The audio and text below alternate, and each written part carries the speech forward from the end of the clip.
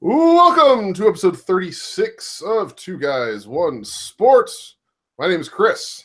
Brother Chris, I have a hot take. I have a hot take, my friend. You have a hot take. Ready? Sit down. You ready for this scorching hot take? I don't know if are you ready? You got to be ready. I'm ready. I want you to hold on to the chair because this hot take blow I'm you holding up. on tight. I'm ready. You ready? Chris, I think AJ Styles may be good at professional wrestling. No. I think. It isn't true. I don't know for sure. But I think there's a future in this business for AJ Styles. Maybe. I mean, you might be right. I think it might be some... The jury may still be out. We might need to discuss this further. There may be some debate. I mean, I don't know if I can go out on a limb like that. But. All right, welcome to the show, everybody. I had a really strange realization. Not strange, but weird. Yeah, I guess strange is the accurate adjective for it. We are coming up on almost a year of us podcasting. I mean, I guess the show's anniversary isn't technically until like March, but you and we had our first podcast together way back in December of 2016. I remember. And that was kind of the genesis of this whole thing. So we're coming up that. Our first podcast was analyzing your fantasy draft. Our first two episodes was analyzing the fantasy draft. Yeah. And then, but even before that, when we did our first show of an analysis of Roadblock End of the Line, way back when. Oh yeah, I remember that show. Yeah. Was that the show? Was that the show where Sasha tapped out at the buzzer despite being the face and the crowd chanting along with the timer? Yep. Yeah. That was it. Yeah. Yeah. God, that fucking show. Terrible show. Thank you for that trip down memory lane. Thank you. No problem. Thank you so much. You forced me on a trip down memory lane today when you brought up our post-Mania show, and I had to I had to remember the awesomeness of WrestleMania. So whoa. Two of the matches were shit. The rest of the show was pretty good, except for the fact that it went about 14 hours. Yeah. Like, I mean, there were two really bad matches. I would say three really bad matches. What's the third? Rollins and Triple H. Yeah, that wasn't no good either. That was no good, but that wasn't anywhere near as bad as Bray Wyatt Projector or Roman Reigns versus Baby Boomer. Yeah, no, those were definitely high up there, but Rollins and H is like still pretty bad. Yeah, it was. It was. Well, the problem wasn't it was bad. It was long. Yeah, if that match was like 16 minutes instead of 25 minutes, it'd be great. But Triple H got to get his shit in. No, so all right. much shit in. Well, that's it. Let me know. I just logged into Twitter and I'm looking at a picture of Joey Ryan and Candice LeRae from Bar Wrestling, and Candice LeRae's outfit looks like R2-D2. So really? Candice LeRae is now officially my new favorite person ever in wrestling. So I was the outfit that launched 1,000 fanfics. And Joey Ryan's trunks are gold. So I guess he's going for the C-3PO look. I see. Yeah. So I see. Anyway, we're clever. We're distracted. We got a big show. Let's go. Yeah, we got a busy show. So let's get into this. You had an event so you went to rather than I had an event. Well, I had half an event because I left at the intermission. Yeah. So do you want to do that, or do you want me to do my match first? I'll do the event. All right, cool. I went to AEW Friday, which is why we recorded on a Thursday, mostly because I wanted to get first crack at buying tickets to the February show that had Sami Callihan versus Tetsuya Naito, and I was successful. 2 third-row tickets, baby. Yeah. For my buddy Carlos and I. Is he the one with the bad marriage? Yes, he is. Yeah, I remember that from last week. Are they married or just together? I know they have a kid. I don't know if they're actually married. I could be wrong. But yeah, either way, it's not good. So I bought him the Naito ticket for his birthday, and just because, it's third row, it'll be great. I'm making him drive and park, but that's okay. That's the only reason I went to the show. I left for the intermission. Can do for you since you bought the ticket. Yeah, exactly. I want to talk about 2 matches. Well, there were 3 matches that I loved. There were 3 matches that were notable. Mike Elgin versus Shane Strickland, who I've raved about before on the show, was unbelievable. Very, very good. Solid 4-star. You had 4.25 if I'm feeling nice. Great match. These two work well together. I love me some Shane Strickland.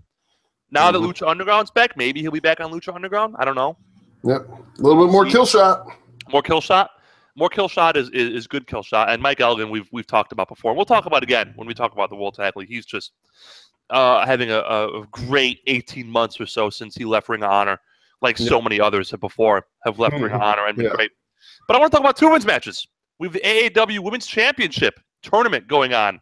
Yep. We had two matches, and it was the Tale of Two Cities. First match was Delilah Doom versus Veda Scott. This match was no good, Chris. Delilah Doom is crap. Crap. She has a bad look. She has a bad gimmick. It's like a knockoff Bayley gimmick. And more importantly, she has bad moves. I can get over a bad look and a bad gimmick if you're good in the ring. But not so good. Her and Veda Scott were really bad. They kept missing stuff. Crowd was quiet, which at a super indie is tough. Tough to get a quiet crowd. You know, even the people and I were all like, this match is no damn good. Yeah. Delilah Doom won. Veda tried. She got a promo beforehand about how it's her women's tournament. And Veda's fine. Yeah. But the problem is when one wrestler is bad or having a bad night and the other wrestler is just fine, it doesn't work. You can have a bad night and you have someone else who's great. Yeah. You know, guys have bad nights. I have a bad day at work. You have a bad day at work. It just happens. We don't do it in front of 400 people and video on demand, you know? Well, so, I mean, my work might as well get evaluated by 400 people with, international implications, but that's besides the point. You are an international man of mystery, my friend. Yes, that is true. I love it. Taking time out of your day to talk craps.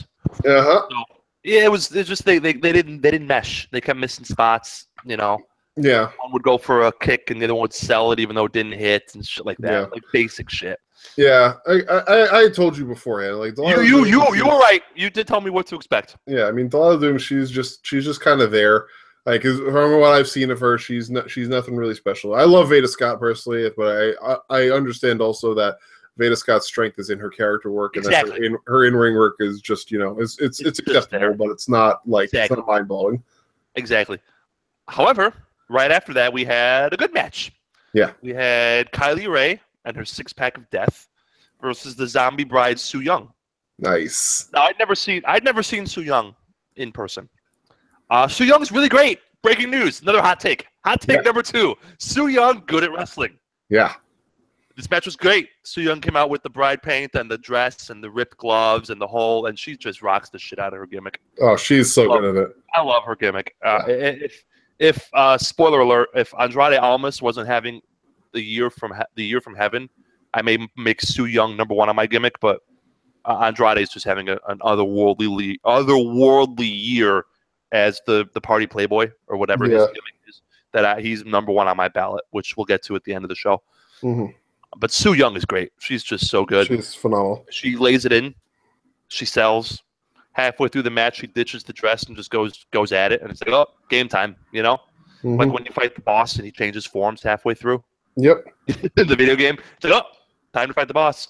I didn't quite get what Kylie was going for because she was the plucky babyface at times, but also the arrogant heel at times. Whereas Sooyoung is just the relentless destroyer of worlds. Yeah. She is neither face nor heel. She just wants to end you. Yeah. And it doesn't matter who you are. She's like the Terminator. She can't be bargained with, can't be reasoned with. You know? Is relentless, doesn't tire, just. Yeah, Kylie won with a jackknife roll-up. It's a good match, real good match. I enjoyed it. We all wanted Sooyoung to come back. We all chanted, please come back, and she left one of her bride gloves in the ring, so maybe she's coming back. We'll see. I hope so, because she's great. To see more of her. She's fantastic. I want to see her at the bar, because friend of the show, Viden, says she's great at a bar, because she gets into fights in the crowd. And the problem with the Berwyn Eagles Club, as fun as it is, it's a pretty intimate setting. It's like 3 rows surrounding the ring at each side, and then the one side is like standing room. Not really a lot of space to do crowd brawling and stuff. But when they go to 115 Bourbon Street, it's at a bar. There is a bar in the back. Yeah. So like Eddie Kingston will grab a bottle of Corona and hit a guy in the head with it and stuff like that. So always a good time. The most brawling I've ever seen at a Berwyn Eagles Club show is when Saraya Knight and Mayumi Ozaki were having a no DQ match at a Shimmer show. Did I tell you my Saraya Knight story? You've told me the Saraya Knight story, yeah. She'll end your ass. Yeah. She'll wreck you. Yeah. Yeah, she and Mayumi went all the way out into the crowd at the Eagles Club, and we're over at the merch table, slamming each other's heads off the merch table. Like, nice, yeah, but that's far. You have to go like all the way up, but picture going that far, but there's a bar. That's right up Sooyoung's alley. Yeah. So hopefully, when the next time they perform at Bourbon Street, they'll have Sooyoung in, so she can jump on top of the bar and beat the crap out of people. For sure. So yeah, Sooyoung Kylie Ray was really good. Mm-hmm. Delilah Doom versus Veda Scott was really bad. And there were a few other matches that we really need to get into. There was a fans bring the weapons match, which they did a great job. I will say this. It was a fans bring the weapon match between Paco and Connor Braxton. They did a great job of not having any headshots, which is great because it's 2017 and there's no need to hit each other in the head, except for 2 headshots. One was, picture, like your office water cooler, the big jar of water. Yeah. Picture an empty one of those, which, whatever, it's plastic. Yeah, that's not really going to hurt. And a pinata that was gimmicked to explode. It was a gimmicked pinata because as soon as the one guy hit the other guy in the head, it exploded and like M&Ms flew everywhere. That's awesome. So yeah, that was the only 2 headshots, and they were both guy got the hands up each time. It wasn't like when we get to TNA, I'll talk about the headshots and stuff. Those are fine. I mean, a guy hitting you with a giant plastic Hinckley and Schmidt empty bottle isn't going to be the end of the world, Yeah. Makes a nice thud. What was the brand you said there? Hinckley and Schmidt. Maybe it's a Midwestern thing. That's definitely a Midwestern thing. For us, it's like Poland Spring. Or... You have Culligan? No, we don't have that. No, you don't have Culligan either? That may be a Midwestern thing, too. Yeah. They're the brand. Surprisingly close to my actual last name, but not. Yeah, Culligan and Hinckley and Schmidt are the 2 big ones over here. Yeah. I don't have Poland Springs. Poland Springs is like from Maine, right? Yep. That's the one. Yeah, we have Crystal Geyser, which is one of my company's biggest clients, but that's all over. They got shipping spots like Arkansas and Tennessee, and Niagara, of course. Everyone has Niagara. Yeah. But yeah, we don't have a lot of Poland Springs here. Yeah. So. Yeah, a little far to drive. Yeah. All right.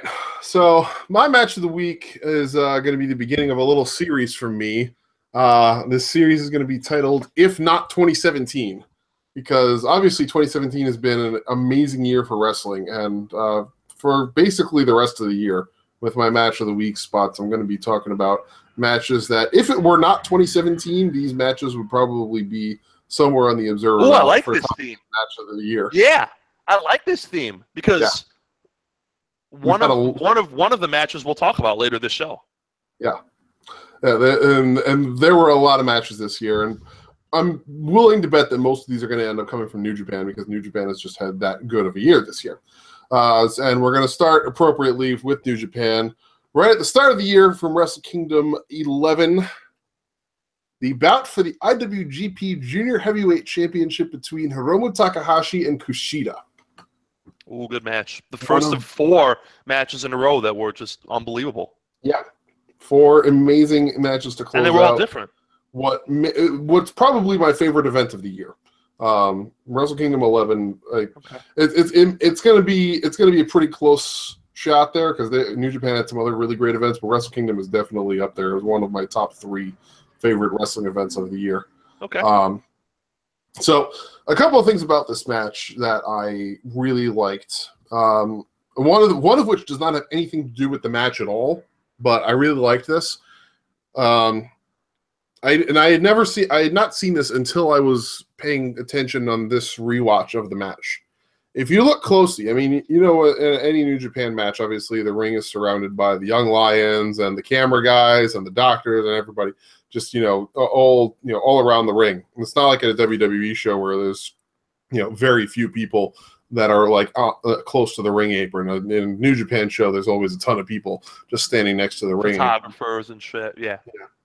And one thing that I noticed through this whole match, the 2 people who are always at the ring apron and paying the closest attention to the match, can you guess who they were? 2, Kawato and Kitamura. Exactly. That I know what you're thinking. Mm-hmm.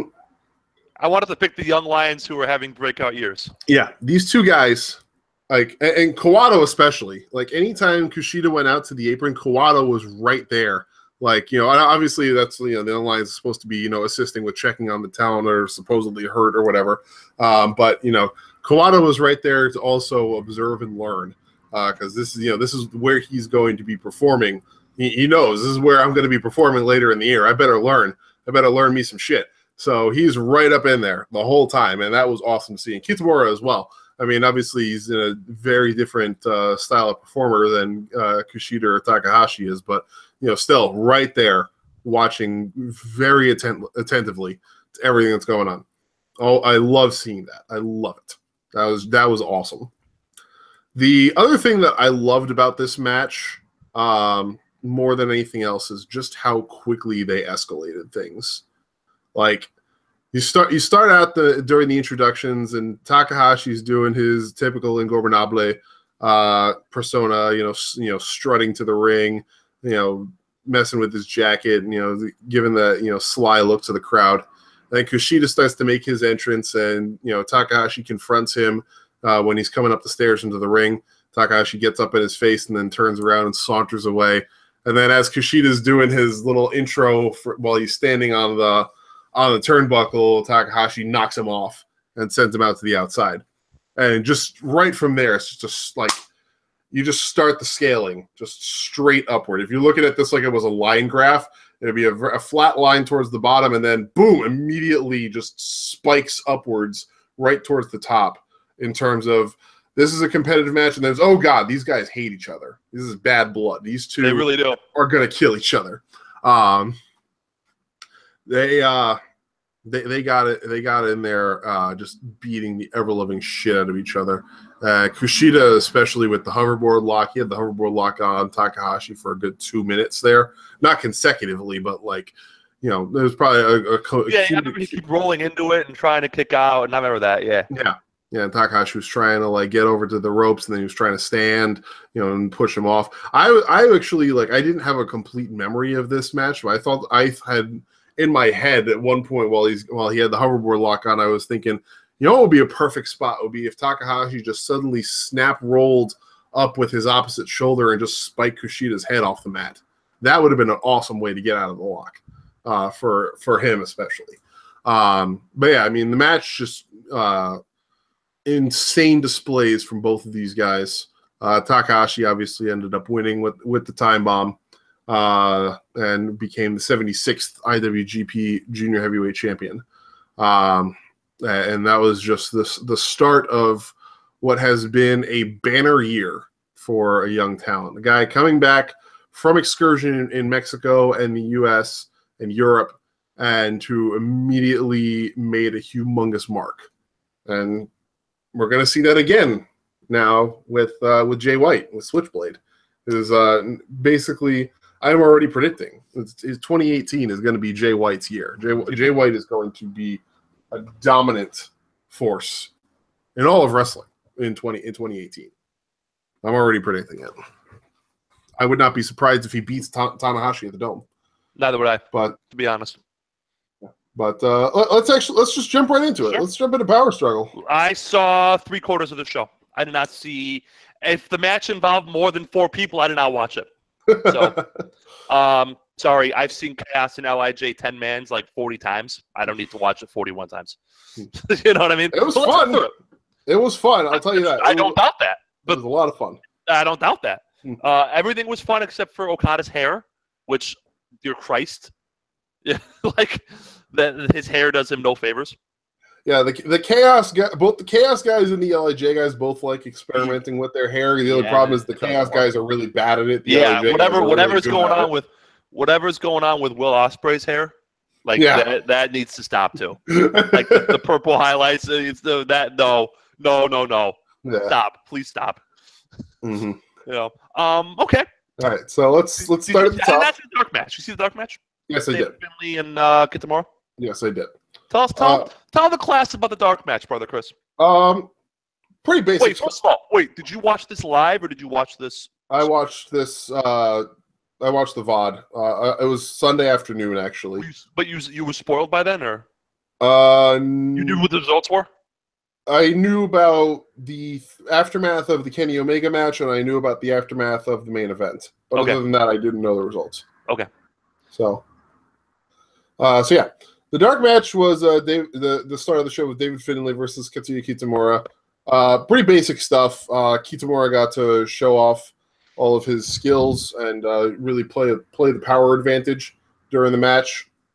Finlay playing the plucky babyface who was clearly oversized, trying to use his speed and his wits to outmatch the younger Kitamura's brawn and pure power.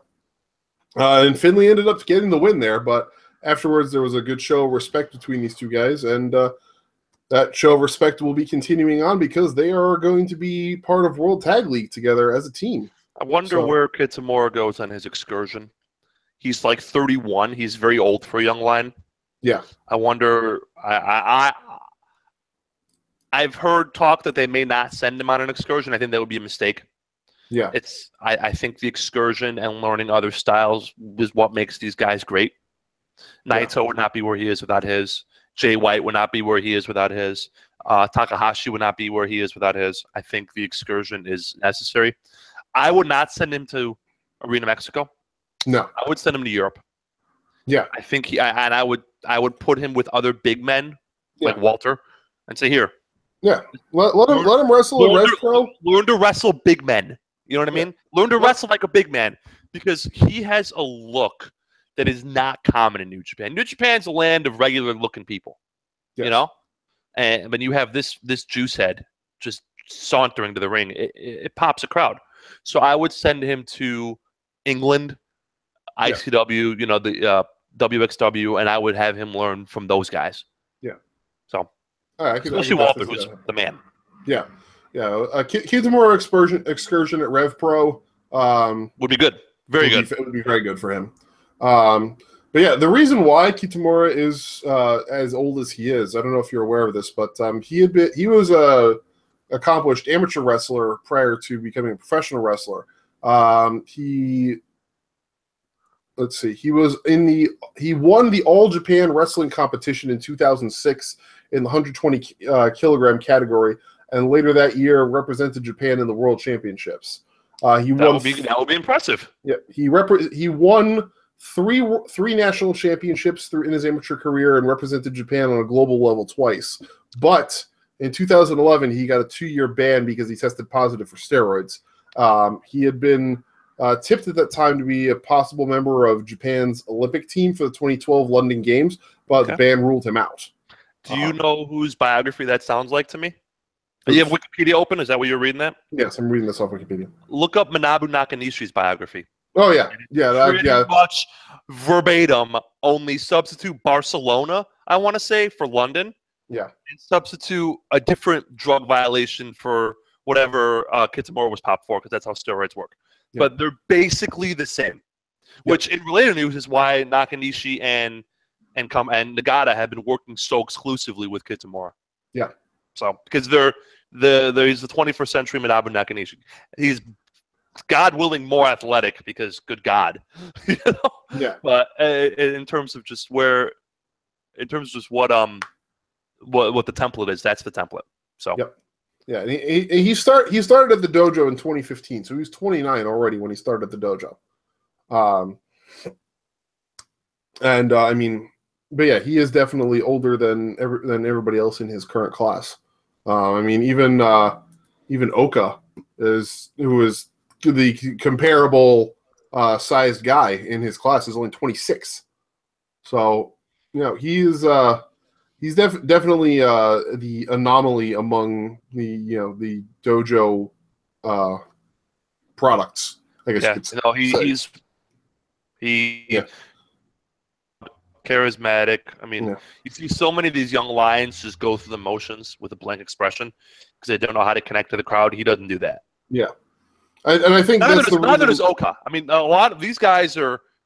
This is a bit of a bumper crop for the young lions. Mm-hmm. I think part of the reason why Kitamura has studied as hard as he does is because he realizes, I'm going to have a shorter career than most of the rest of these guys. I need to make sure I make the most of my time. Yeah. Yeah. And good for him for knowing that. No, exactly. At 31, 31, most of these the guys clock's ticking. Yeah, 31. Most of these guys would already have been out of the dojo for quite a few years. He's older than Okada. Mm-hmm. Like, he's only 3 years younger than Naito. Yep. So, like, yeah, I understand exactly what you're saying. Mm-hmm. So, Bucks versus Dragon Lee and Teton. I liked this match. It was exactly what it needed to be to pop the crowd. Yeah. I'm cool with an 8-minute spot fest with these 4 dudes. Yeah. Bucks won with the cease and desist, a sharpshooter crossface combo. Yeah. Whatever. Of course, they were going to do that. I gotta say, I was particularly impressed in this match by Teton because I mean, in a match that includes the Young Bucks and Dragon Lee, under normal circumstances, you would expect Teton to be the guy who would be, kind of outshone by everybody else, but he really made his mark in the match and really did a good job. So props to Teton for coming through. Agreed. They were all 4 of these dudes are super athletic. They all 4 work well in small doses. I think the match was 9 minutes. 7 minutes and 18 seconds. So even perfect. Yeah, it's perfect. If what you want is to pop the crowd and get everyone, excited to watch a professional wrestling match, that's exactly what you need. How about Nick Jackson's facebuster right into an apron moonsault? Yeah, I loved the buckle bomb into the super kick. I loved. Yeah. I loved everything Teton did. I loved everything Dragon Lee did. Yeah, good stuff. Dragon Lee with the Hurricane Rana off the apron. My God. Well, that one bump that Dragon Lee took on the apron was freaking nasty. God. How about the springboard moonsault from Teton to the floor? Yeah. The apron spring. I mean, perfect. Nothing wrong. Who don't love a good spot fest, right? Mm-hmm. Problem is when you get a spot fest, it goes like 15 minutes, which is, Yeah. So. But it was a good match. Definitely good opener to the event. I don't know, 3 1/4 maybe, nothing crazy. Yeah. Next up we had a 10-man of you didn't see it. Hirai Kawato, Juice Robinson, Jushin Thunder Liger, Kushida, and Tiger Mask versus the Suzuki Gun team of El Desperado, Taichi, Taka Michinoku, Yoshinobu Kanemaru, and Zack Sabre Jr. This was a whatever match, unfortunately the 2 guys in Suzuki Gun who I dislike the most were heavily featured in this match, that being Taichi and Yoshinobu Kanemaru. So unfortunately they had strong parts to play, but whatever, it is what it is. I do like the fact that Kawato just immediately connected with the crowd. He's really good at that. He is on the cusp, my friend, of figuring it out. Yeah. Like the dude is already at the same level that Kushida was when Kushida was his age. Yeah. And he is fantastic. I do got to say that my favorite part of the match and something that I will forever appreciate Juice Robinson for was Juice screaming, "Fuck off, bitch!" before kicking Taichi's head off. I like that. The Bucks do that. Becky Lynch does that. I like when the wrestlers yell. Yeah. Yell and then do their moves. I like that. Yeah. Becky Lynch does it. It's awesome. Mm-hmm. I like that a lot. I like when the Bucks do it. I like when, you're dead. Boom. Good stuff. Juice has been doing it a lot more now, but I especially like just because it was Taichi that got kicked in the head. Yeah. It's fantastic. The Good Guys team won. I don't remember who pinned who, but I want to say, it was Kushida actually submitted Taka Michinoku with the hoverboard lock. Sure. This is what I think the finish was. Match was good. It was all right. It was your standard New Japan undercard tag. I'd go 2.75. It was fine. Sure. It's fine. Then we had TenCozy and Togi Makabe defeated the Bullet Club team of Chase Owens, Cody, and Yujiro Takahashi. This match sounds awful. It was just blech. I love TenCozy, but Togi Makabe in a multi-man match puts forth Brock Lesnar versus Braun Strowman level effort. I will say this: Chase Owens did a good job of popping the crowd by stealing TenCozy's moves. Nice. He pulled out the Mongolian chops on Tenzan and attempted to do the corner lariats on Kojima before Kojima grabbed him, threw him into the corner, and then showed him how it's really done. Nice. I like the corner lariats. Yeah. So, good guys, team won. I don't remember who got the win. I think it was Makabe, but whatever. I feel so bad for Makabe because, I mean, he and Hanma were pegged for big things, and since Hanma got hurt, he's been, he's been kind of just floating there. Yeah. So I was really hoping that Hanma was going to make a comeback, like, and make his official reappearance, like, after this match. But no such luck, unfortunately. But, it is what it is. Another New Japan undercard tag. It was all right. Yeah, whatever. Now we get to some of the greatness of this event. Roppongi 3K versus Super 69. Before we go any further, I want to give a shout out. I want to give one of my George shout outs. Yeah. To ACH, who was awesome in this match. I was talking to you about this. It's like you must be in love with ACH for selling on offense this whole match. Such a simple thing to do. Sell on offense. You know who else did it, by the way? Beretta, which we'll get to. But sell on offense. That's all I ask for. Yep. Come on, man. Like, okay, this is not two guys, one sport MMA. But last weekend was a great weekend for professional wrestling and MMA. Well, and TNA. Because you had UFC 217, which was awesome. And then you had this, and then you had Bound for Glory. And main event of UFC 217 was George St. Pierre versus Michael Bisping. And George St. Pierre won after getting the shit kicked out of him. He gets on top of Michael Bisping real quick. And he's trying to get like a submission or something. And Bisping just elbows him in the head over and over and over. And Pierre's bleeding like a stuck pig. Blood everywhere. Gigged like a motherfucker. Yeah. Just gigged all over. Okay? So he gets to his feet. He's like, I can't be on top of this man. He's elbowing me in the head. He gets to his feet. He's shaking his head and trying to regain his senses when he hits a haymaker left. And then when he goes to jump on top of the guy to knock him out, he does it with a little bit of a stutter because he's hurt. That's how fighting works. Mm-hmm. Right? If I've been elbowing you in the head for a minute, you're not going to be fresh to daisy when you make your comeback. Mm-hmm. Like, sell on offense. It also helped that ACH was legitimately hurt, so he didn't have much of a choice. But still. Yeah. He was great. The spot of him like pulling the tape off his rib when he was on the top rope. The crowd came alive. Yeah, he was the star of this match. He was great. Taguchi does nothing for me at this point. Like, he's a whatever. You know what I mean? Like, he's fine and he's funny and Sho and Yo are the real deal. This was a good match. Sho and Yo are fantastic. They are fantastic. And a good tournament finale. Mm-hmm. So. Yeah, I mean, I will say, like, it started off with, the typical Taguchi Japan, comedy antics, but the transition away from that worked really well. I think these two work better together than Taguchi and Ricochet did too. ACH is a little more dorky. It fits the weeaboo gimmick, mm-hmm. But than Ricochet ever did. Ricochet was like almost too cool for this, whereas ACH is just a giant nerd. Yeah, I mean. We talk about guys yelling on offense. He yells Super Saiyan before he makes his comeback. Yep. You don't get to be more of a nerd than that. That's pretty nerdy. Yeah. And I mean, ACH really has been showing a lot of his dynamics of character work, especially, during the short-lived Troll Boys team up with Ethan Page and Evolve. That really showed some of the multifaceted aspects that he has, and he's been developing that all year.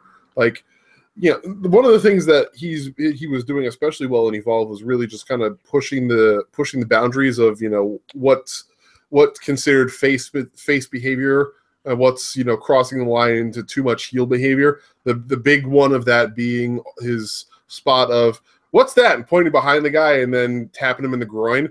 For the distraction. That was one that always kind of pushed the envelope a little bit. In terms of, okay, is this guy really a baby face that we should be cheering for or what? But, he's really grown in that aspect of things. And, the work he's been doing in Japan has only helped him in there. So I went 3.5 on this match. Maybe even 3 3/4. Yeah, I went 3 3/4. I think this match was really good. Yeah. It's definitely the real deal. They are the next crop of New Japan guys. Them and Kitamura and Kwato and Oka and, Yeah. Jay White too. Jay White's like 26. So yeah, he's just fresh back from Excursion too. So. Yeah. Well, we'll get to him in a minute. Next up, we have Chaos versus LIJ 10-man tag. This match had some really interesting stuff. I will say for a 10-man tag, they managed to make the most of the time. There was a really awesome face-off in the beginning between Ishii and Evil, which was like one of the highlights of the match for me because those are two of my favorite dudes. And then just hossing it up and going at it was awesome to start the match off with. Okada was, of course, his usual brilliance. And the comeback against Bushi really worked well. I mean, for a guy who's probably, about 8 inches taller than Bushi, he made it work. He made it work really well. Props to Okada for that. And he actually got the win with the Rainmaker on Bushi, so good job. Next up, we had a match that I'm pretty sure neither of us really liked or cared about too much. The Bull Rope Death match for the Never Openweight Championship. I hated this match. I hated Kafka style. Hated this match. I hated all the interference. Look, comedy works in wrestling, and props to Suzuki for willing to go along with Toru Yano's bullshit. But it's still bullshit, you know? Yeah. Like I mean, I liked the bit at the beginning of the 6 million interference run-ins. Like, come on, man. I liked the bit at the beginning of Yano not wanting his hand tied up, but after that, it was just like, nah, okay, enough of this. And it went too long, and too many guys ran in. And, like, I'm done with Suzuki-gun. I'm done. They got go-away heat for me. I love Minoru, especially his character work these days because his in-ring is falling apart rapidly. Mm-hmm. I love Sabre Jr. Yeah. Like, Desperado's good. Yep. The rest of them all go to hell. You know? Yeah, Killer Elite Squad I don't mind. I don't mind them. But, like, I would send them away, but I don't mind Taka Michinoku. Taka Michinoku still got it in some degrees. But yeah, like Taichi, Kanemaru, Iizuka, Killer Elite Squad, they can all fucking go. Go away. Just all of them. Yeah. All this running crap I hate. Yeah. It's a pay-per-view, man. It should be a definitive match. Yeah. People paid their money for this. And especially, TV. Especially, I know that they like to go to the callbacks of, Toru Yano's had Minoru Suzuki's number for so long. But honestly, it's fucking Minoru Suzuki versus Toru Yano. I mean, are you really? And we've seen it like 40 times. Are you really going to tell me that eventually Suzuki doesn't wisen up to all of Yano's crap and just beats the holy hell out of him? Are you really going to tell me that? Yano's definitely got smarts, but I don't believe that in his character he's got enough left in his playbook to outwit Minoru Suzuki for that long. No, it makes Suzuki look dumb. Yeah. Did not like this match at all. Not a fan. I think I went 1.5 stars. Yeah, and that may have been high. Yeah, 1.25 from me. Yeah, so just, fine. Yeah. Bad. Not the worst match I saw this weekend. Yeah, we'll get there. We'll get there. Yeah, we'll get there. I'll get there. You didn't watch. I watched. I took one for the team. No, you did. Young Will and Marty Scurll. You know what I loved about this match? Yeah. I love that the storyline is the same no matter where they wrestle. That Marty always outsmarts Will. It's that way. It's that place in Ring of Honor. It's that story in Ring of Honor. It's that story at Rev Pro. It's that story in New Japan. That no matter what Will does, Marty's just a little bit smarter. Mm-hmm. We'll see what happens in the Dome. We'll see. But I like that. I like that story. I love the callbacks in this match too. Yeah. I like the callback to the die. I like the callback in the match, and I like the callback between matches. How about the missed Sasuke special by Young Will? That was a callback. Yep. More importantly, the callback to their match, the Best of Super Juniors, where it's the ass cutter into the chicken wing. But that isn't the finish. Like it was the Best of Super Juniors. Yeah. Popped the shit out of me because the finish was a bunch of pins. Yep. Made sense. I loved it. This match made sense, and I am all in on the Will Ospreay train. He has had a great year. He's been a star. He's been a star everywhere. He's been a star in Australia. He's been a star in England. He's been a star in the U.S. He's been a star in Japan. Yeah, it's great. I remember at the start of the year. If you're the best part about this though is that I remember at the start of the year, you and I were both saying, You know, Will's good, but you know his style's going to catch up with him. He's not going to be able to keep this up. He's changed his style. This whole year, he changed his style, and he has just been lights out the whole year. He's learned to sell. Mm-hmm. How about him selling the fingers, where he kept his hands in like the Vulcan V the entire time because his fingers are broken. And then that's great. Popping it back in too, and then popping the finger back in. Yeah. So good. He's gotten really good at selling.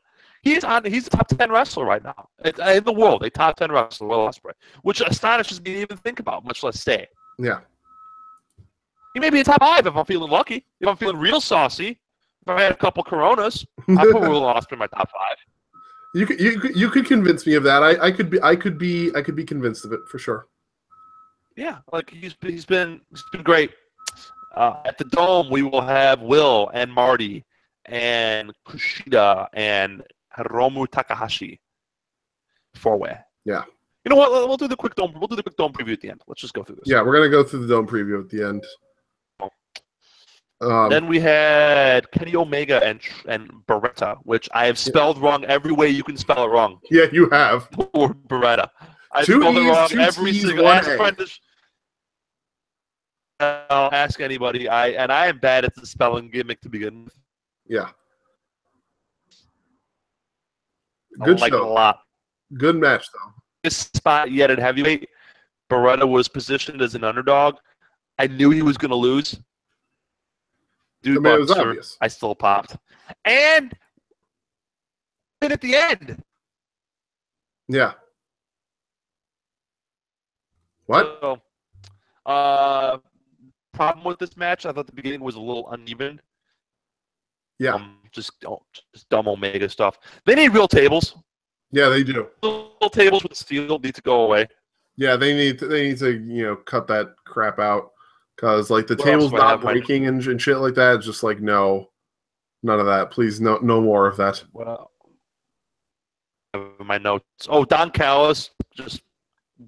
You watched it with the English commentary again? I told you not to. I'm an idiot.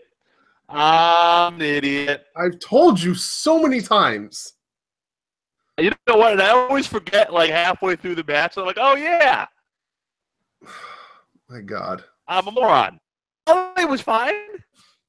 Oh yeah, Kevin Kelly has always been, he's always been acceptable for sure.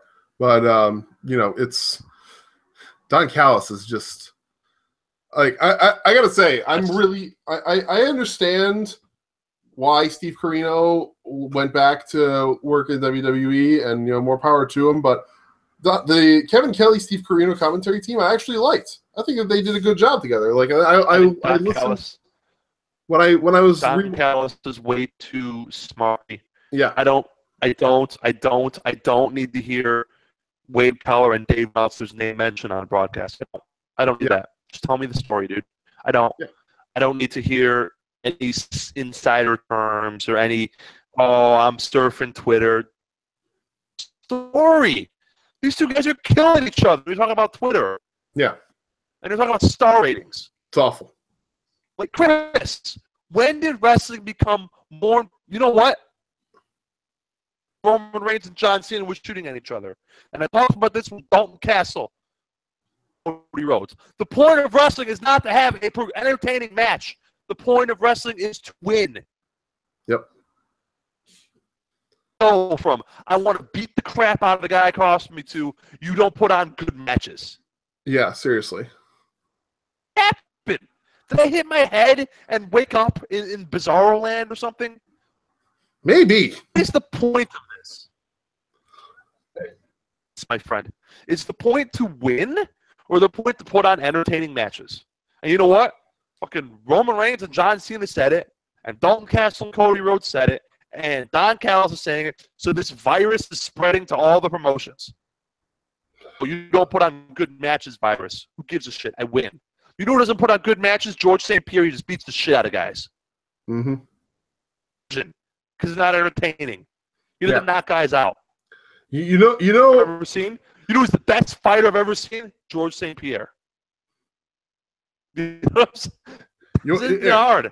I'm gonna give you something here. You're Cody Rhodes, Dalton Castle's loyal. Is that better? Whatever you did. What? Dalton Castle's like Cody Rhodes. Your title reign has been a failure because you don't put on good matches. He's the champ. Who cares? He won. Yeah, no, I'm gonna say something here, and you're probably gonna get on my case for this. I'm gonna say it anyway. You know who doesn't care about the entertainment value of their matches? Brock Lesnar. He doesn't give a shit. He puts on a fucking great match. You know what? The match at WrestleMania was entertaining, but you know what? Brock doesn't give a shit if he puts on an entertaining match or a non-entertaining match. He still wins. Still goes out there. He wins. He takes the paycheck.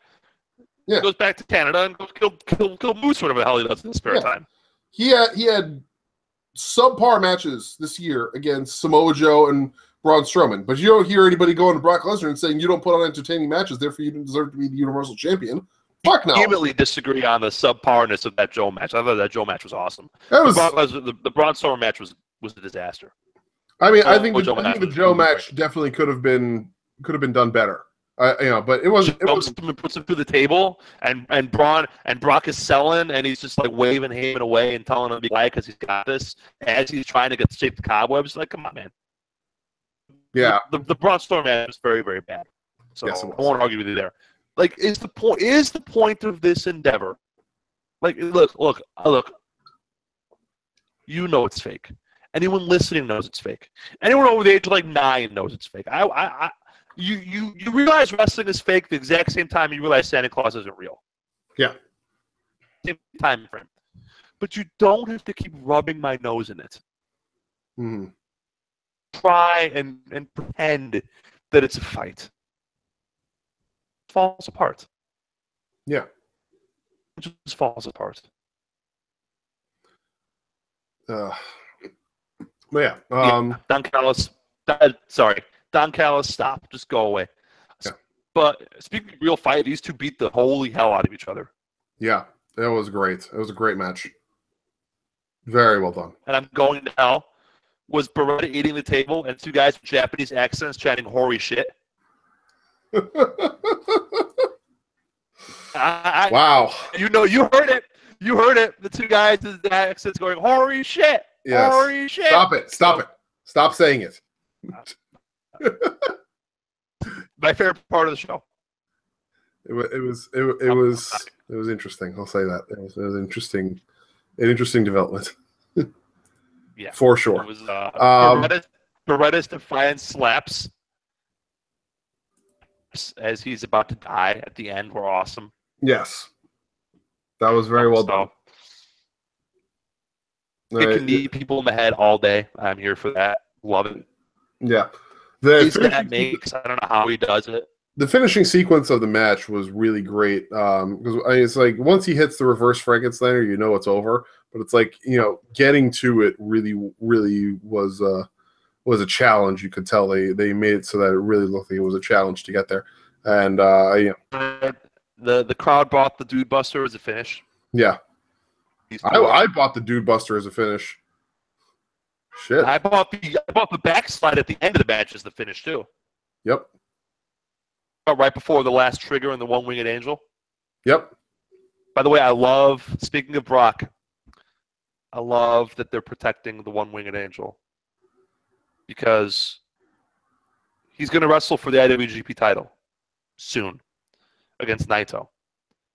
Possibly at Dominion, possibly before that in 2018. And someone's going to kick out of that one-winged angel. It's going to bring the house. It's going to blow the roof off the house. Yep. It's going to be great because Okada still hasn't done it yet. Mm-hmm. He hit the one-winged angel, and then they didn't get the pin because it took too long on the time limit draw. But someone's going to kick out of that one-winged angel, and it's going to be awesome. Remember when Brock kicked out of the jackhammer at WrestleMania and everyone lost their mind? Yep. And you know what? It's coming. It's coming. WrestleMania, Roman Reigns is going to kick out of that F5, and everyone's going to lose their shit. And it's going to be great because sometimes wrestling is really, really easy. Protect your finishing moves. Yeah. I mean, protect them. It's great. Like, I love it. They're called finishing moves for a reason. They should be protected. Yes. I love that the F5 is. I love that the one-winged angel is. Like, when we get When Roman and the Shield fight the New Day, the Spear better be fucking protected. Oh, Spear's been protected.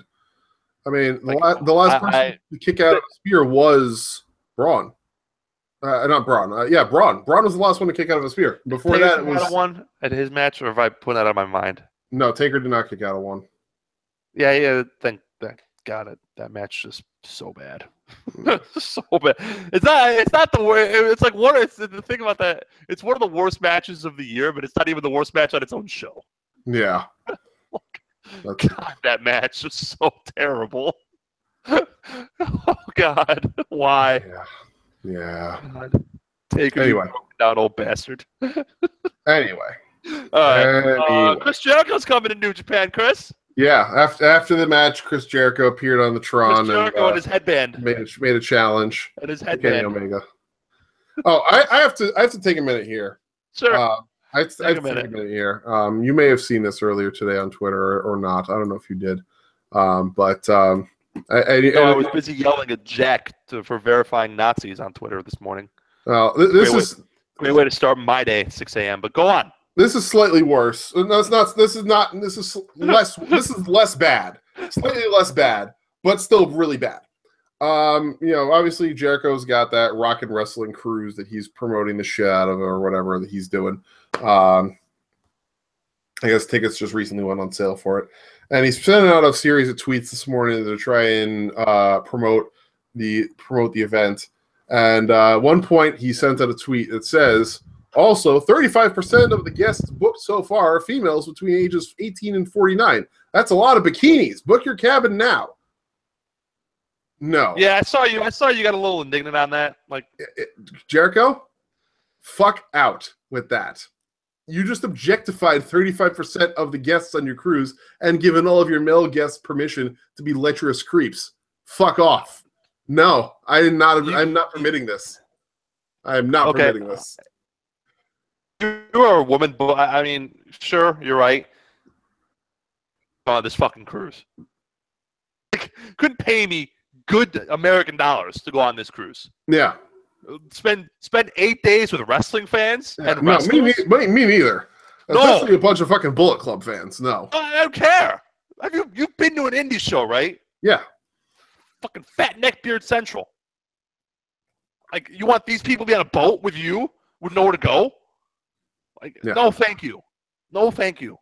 You got wrestling fans and fans of bad metal bands. I'm out. Yeah. I cannot live with Chris Jericho's Twitter if he's going to be promoting this shit for another 9 months, whatever the hell it is. Yeah. I may have to, block the guy or something. Because if I see Jericho Cruise, I'm going to be damn triggered. Mute his ass. Yeah, it's just seriously, that's...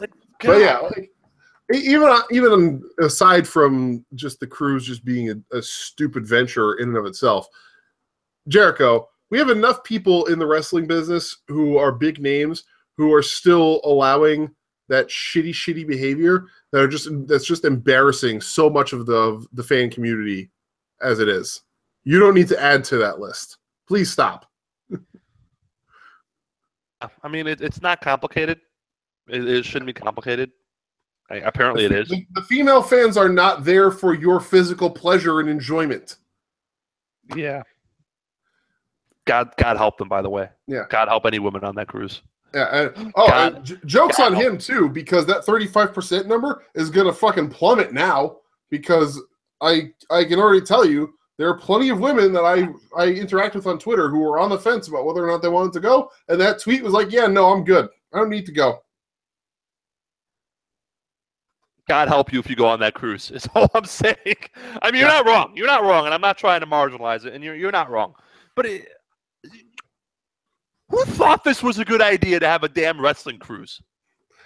I mean, you sold me on the wrestling cruise with the whole metal cruise thing. Yeah, I mean, well, yeah, the music cruises have been going on for forever now. 70,000 tons of metal is going into its 8th year.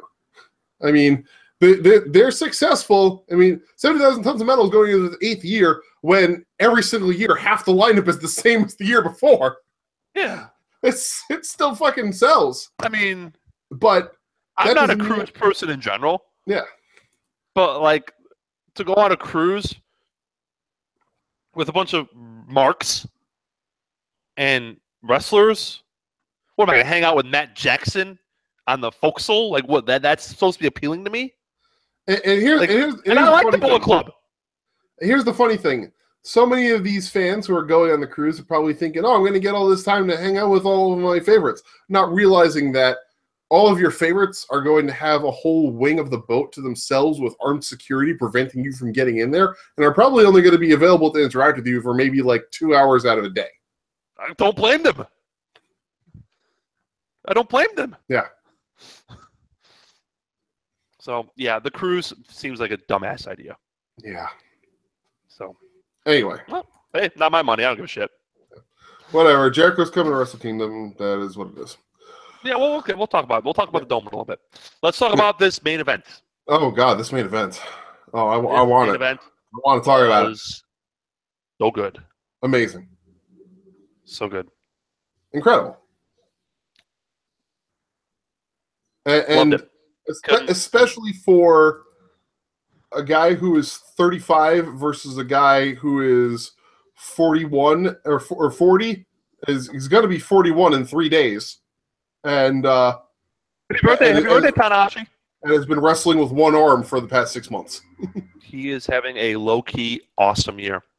He's had Despite wrestling with one arm. He's had one match that I didn't love, and that was the second match against Sabre Jr. Not the G1 match, but the one after that. Every other match he's had this year, I've loved. I beg to differ with that. The Billy Gunn match. Whatever. That's Billy Gunn. It was like 8 minutes. Who gives a shit? You know what I mean? Whatever. I mean, I'm talking like a match that matters, not an exhibition. Okay. All right. Fair. Billy Gunn, whatever. He had a match. He had one of my matches of the year at Wrestle Kingdom. Yeah. I think it's 5th on my ballot against Naito. Mm-hmm. And a match that was just as good at Dominion against Naito. Had a hellacious G1. Yeah. This match, loved it. He's had good tag matches. He's been great. Go Ace. Go Ace. And he's over as hell, too. Yeah. And let's not discount here the work that Ibushi put in, because Ibushi came to play. Yeah. Ibushi came to play, and he did a fantastic job. This was a great example. A good example of a great high flyer who restrained himself to a few critical spots for great effect. Yep. I topped Omega Beretta for the best match in the show. The knee being told the story. Ibushi finally hitting the Golden Star, but not being able to capitalize on it. Yeah. This was great. It was fantastic. Loved it. Mm-hmm. How about the Ibushi hitting the Nakamura turnbuckle knee? Oh, I love that. Oh, so great. I keep saying the word great. I gotta open a thesaurus. I saw. You know what wasn't great? That lawn dart spot. Holy shit. Oh yeah, that was not well done, but it was well done, but it was a dumb idea. Right? Yeah, that's a better comparison of it. Spot was perfectly executed. The only problem is it's a dumb spot. You shouldn't throw your opponent head first into a turnbuckle. Mm-hmm. Yeah, like whoever decided that was a good idea, don't retire that move from your repertoire. Mm-hmm. You know, when you go to your little creative wrestler in WWE 2K18, pick something else to be the move for the top part of it. For up X, pick a new move. You know? Like, don't do the lawn dart. Yeah. How about the multiple deadlift Germans that finally connected? Yeah. Yeah. The slaps. Oh my God, the slaps. Just Ibushi just slapping and kicking him to death, and then Tanahashi coming back and slapping him, and just this match. I went 4 3/4. That sounds about right. This match is just outside my personal top 10 for the year, and that should tell you how great of a year it's been. It was masterful. It was a masterful match. These two guys, I mean, for two guys who have not really had a great deal of interaction in their careers in the past, they put it together as only two of the best in the game can do. How about Ibushi crying at the end, because wins and losses do matter sometimes? Yeah. We always joke about, and we'll talk about that when we talk about Kevin Owens and Sami Zayn. Guys and realizing that wins and losses matter. Yeah. Wins and losses matter, you know. And Ibushi sobbing because he just couldn't beat his hero. Yeah. And then the sign of respect afterwards of Ibushi bowing to every segment of the crowd before just like staggering away. Right. He's really good. And then good. not wanting to come back out into the spotlight when Tanahashi called him out, but then finally he did. And then, gave another bow and then just, got out of there as quickly as possible. Because I have said this before. It is time for Kota Ibushi to set up shop somewhere. He's too good. He's 35. He's made his decision. He's made his decision of what he wants to do. He's too good for this, though, man. It's just a waste. It's not my job to tell a guy how to live his life, but it's just such a waste that we only get 3 months out of the year of this Ibushi because he wants to spend 3 months out. He wants to spend the rest of the time doing his own thing, and that's great. But I feel selfish. Hey, I feel selfish that I don't get to watch him do this 12 months out of the year. How do you think I feel with seeing people like Rosemary rotting in fucking TNA or Deonna Purrazzo having to carry a abysmal roster on Women of Honor? Like, come on! There's so many examples of this, of people who should be getting greater recognition than they are, but they aren't. So they're just doing what they can do and what they think is best for them to do. Deonna Purrazzo stuck in Women of Honor is different than Kota Ibushi willingly deciding to go to DDT. Fair.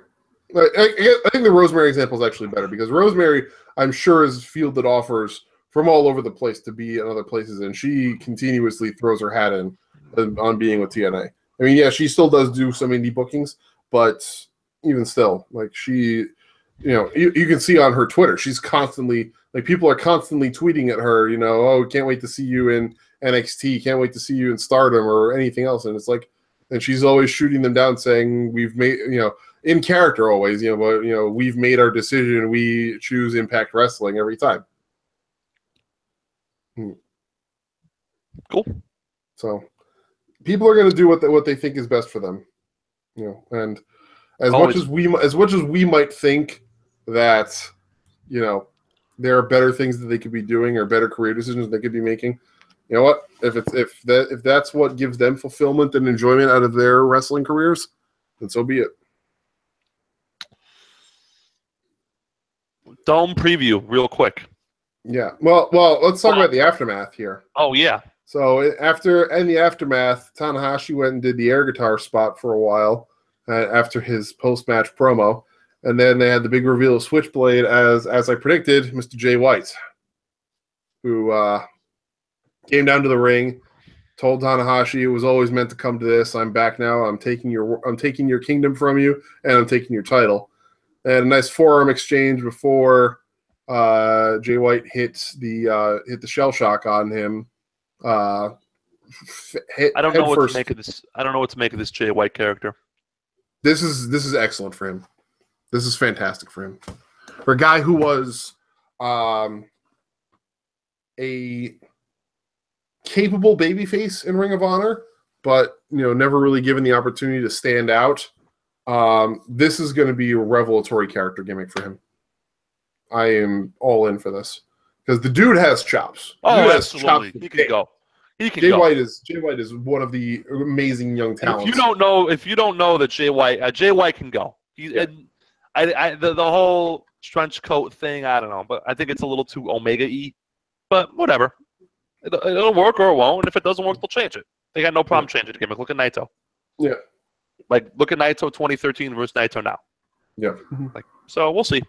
He can absolutely go. The match should be great. The match should be sensational. Yeah, absolutely.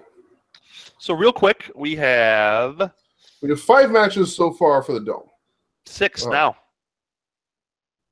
What's the 6th one? We have Okada Naito for the Yes. IWGP Heavyweight title. Yes. We have Tanahashi Jay White for the Intercontinental. Yes. Kenny Omega and Chris Jericho For the U.S. For the U.S., which is astonishing to me. Yeah. IWGP Junior Heavyweight 4-Way. Skrull versus Ospreay versus Kushida versus Hiromu Takahashi. 4. We have Cody versus Kota Ibushi. That's 5. We have Roppongi 3K versus the Young Bucks. Oh yeah, that's right. Oh yeah, that is the 6th one. How about that? And we will have, I guarantee you, we'll have a never open weight match of some sort. It's pretty much already been set up that Haruki Goto is the next one challenging for it, so it's going to be Goto versus Suzuki more than likely. Great. Which would be awesome. Yeah. We'll have Killer Elite Squad versus a tag team for the belts. Yep. Hopefully Elgin and Jeff Cobb. Oh yeah, let's talk about World Tag League here. We'll talk about World Tag League. A block is kind of a nightmare. B block should be pretty good though. We've got 16 teams. A block don't do much for me. A block. We've got Bad Luck Fale and Chase Owens. We've got Evil and Sonata, Hangman Page and Yujiro Takahashi, Haruki Goto and Yoshihashi, Hiroyoshi Tenzan and Satoshi Kojima, Juice Robinson and Sami Callihan, Manabu Nakanishi and Yuji Nagata, and Minoru Suzuki and Takashi Izuki. Yeah, that's a lot of shit. I mean, I'm sorry. Evil and Sonata, Juice and Sammy. TenCozy would be fun. TenCozy. They're also like combined 100 years old. No, but like half the block I'm excited for. Evil and Sonata, TenCozy, Juice and Sammy, and Nakanishi and Nagata. I'm excited for those. I'm excited for TenCozy. I'm excited for Nagata because he's awesome, but Nakanishi's got nothing left. Mm. Juice Sammy should be fun. Yeah. It's Adam, you're right. It is an odd pairing, but you know what? It should work. I mean, especially for Sammy's first excursion in Japan. But like, and Evil and Sonata, of course. Bad Luck Fale Bad Luck Fale and Chase Owens. You said? Yeah. Yeah. No thanks. Yeah, Hangman Page and who? Yujiro. Yeah. No thanks. Yeah. No, I'm not on board for those two Bullet Club teams either. No thanks. Yeah. Who is it with Suzuki? Ikuzi or Kuzi, whatever. Izuka. Yeah. Yeah. No thanks. Yeah. No thanks on that for me too. Izuka needs to go away. There's two teams I'm interested in, and I'm always interested in watching Yuji Nagata. You don't care about Evil? You don't care about Evil and Sonata? No, I'm not you. I know you love Evil. Okay, whatever. You were all on the LIJ bandwagon. Yeah. What the hell? What happened? I'm capricious. I'm unpredictable.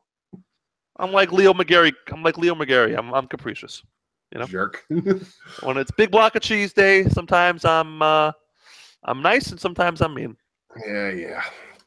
Over in B block, we've got. Here we go. Now we're cooking. We got Beretta and Chuck Taylor. We've got Chucky T versus Yano. We're getting Chucky T versus Yano. I'm not there yet. We've got the Killer Elite Squad, Davey Boy Smith Jr. and Lance Archer. We've got David Finlay and Katsuya Kitamura, who I talked about. We've got War Machine, Hanson and Ray Rowe. Yeah. We've got Young Lion Anthony Henry, now going by the name of Henry, teamed with Togi Makabe. We've got Jeff Cobb and Michael Elgin. Yeah. We've got my boys, the Grills of Destiny, Tamatanga and Takaroa. And we've got Tomohiro Ishii and Toru Yano. Yeah. I love Ishii and Yano. Yeah. I love him. I don't know why, but they're great because Ishii is like always exasperated. If I wasn't doing my theme of, if not 2017 for matches of the week at some point before the year was out, I probably would cover Ishii and Yano versus Girls of Destiny versus GBH from Wrestle Kingdom. That three-way was so much fun. I love that match. Or they were just dropping F-bombs left and right. Yeah. Fuck that shit. I hate you, motherfucker. Yeah. Shit. We talked about guys and ladies who like to yell in their matches. That was Tangaroa dropped so many fucking curses. That was a very not safe for work broadcast. Eat shit, motherfucker. A very not safe for work broadcast, right? Who's one of these blocks? NSFW. Yeah, who's one of these blocks?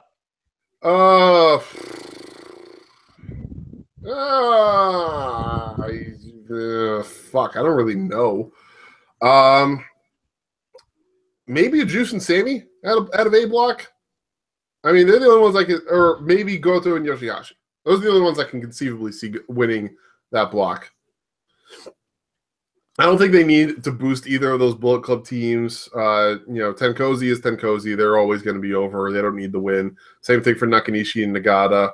And Suzuki and Iizuka. I mean, Suzuki's got to defend the never, so I don't see them advancing beyond the tournament. And they're going to end up they're going to take a guaranteed loss to Goto and Yoshihashi, and Goto's going to be the one to pin Suzuki for that loss. Well, that's a good way to set that up. So that'll be fuel to the fire of that feud, which has already started. Because I hope it's all going to cop.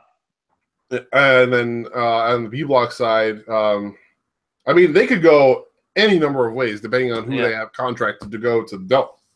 Because, you know, who knows what, you know, I don't keep track of indie wrestlers' bookings within and outside of the U.S., so I have no idea what's on Cobb's and Elgin's schedules, or War Machine's schedule, or Chuck Taylor's schedule for the next 3 months. I am here for the inevitable Chuck Taylor Yano interactions. Oh God, that's gonna. I like Chuck Taylor. Yeah, Chuck Taylor makes me laugh. That'll be ridiculous. Yeah.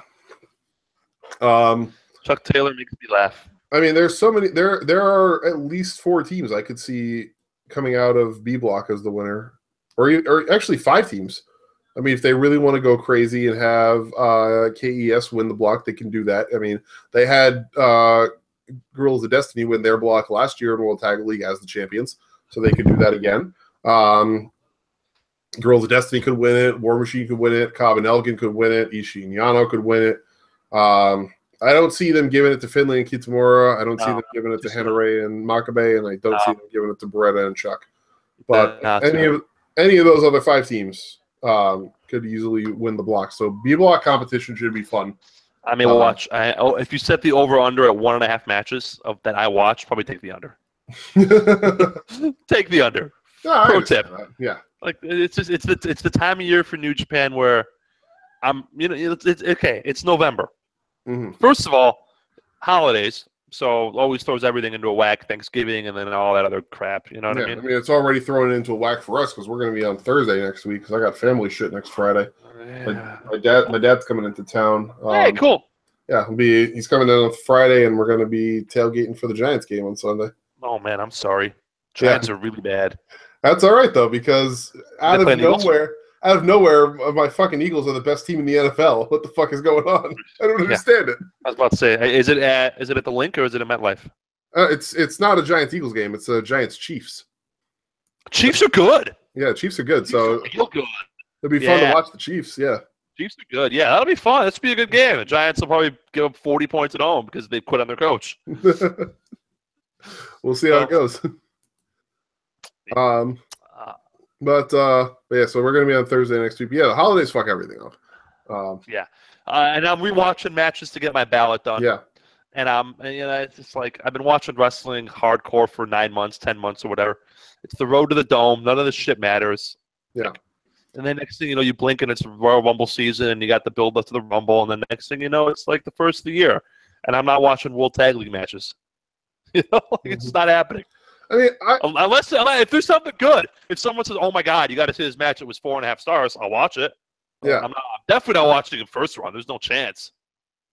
I'll probably like keep an eye out for a few, choice matchups that are gonna be, things I'm gonna want to watch. Like I'll tune in for Guerrillas of Destiny versus Elgin and Cobb. War Machine. No, that makes sense. I may watch that. War Machine versus Elgin and Cobb. Like, those matchups. Yeah, I'll tune in for those. But the majority of these, I'm gonna just be like, Yeah, good point. But there are a few choice matchups that I'll make sure I go out of my way to watch. But World Tag League.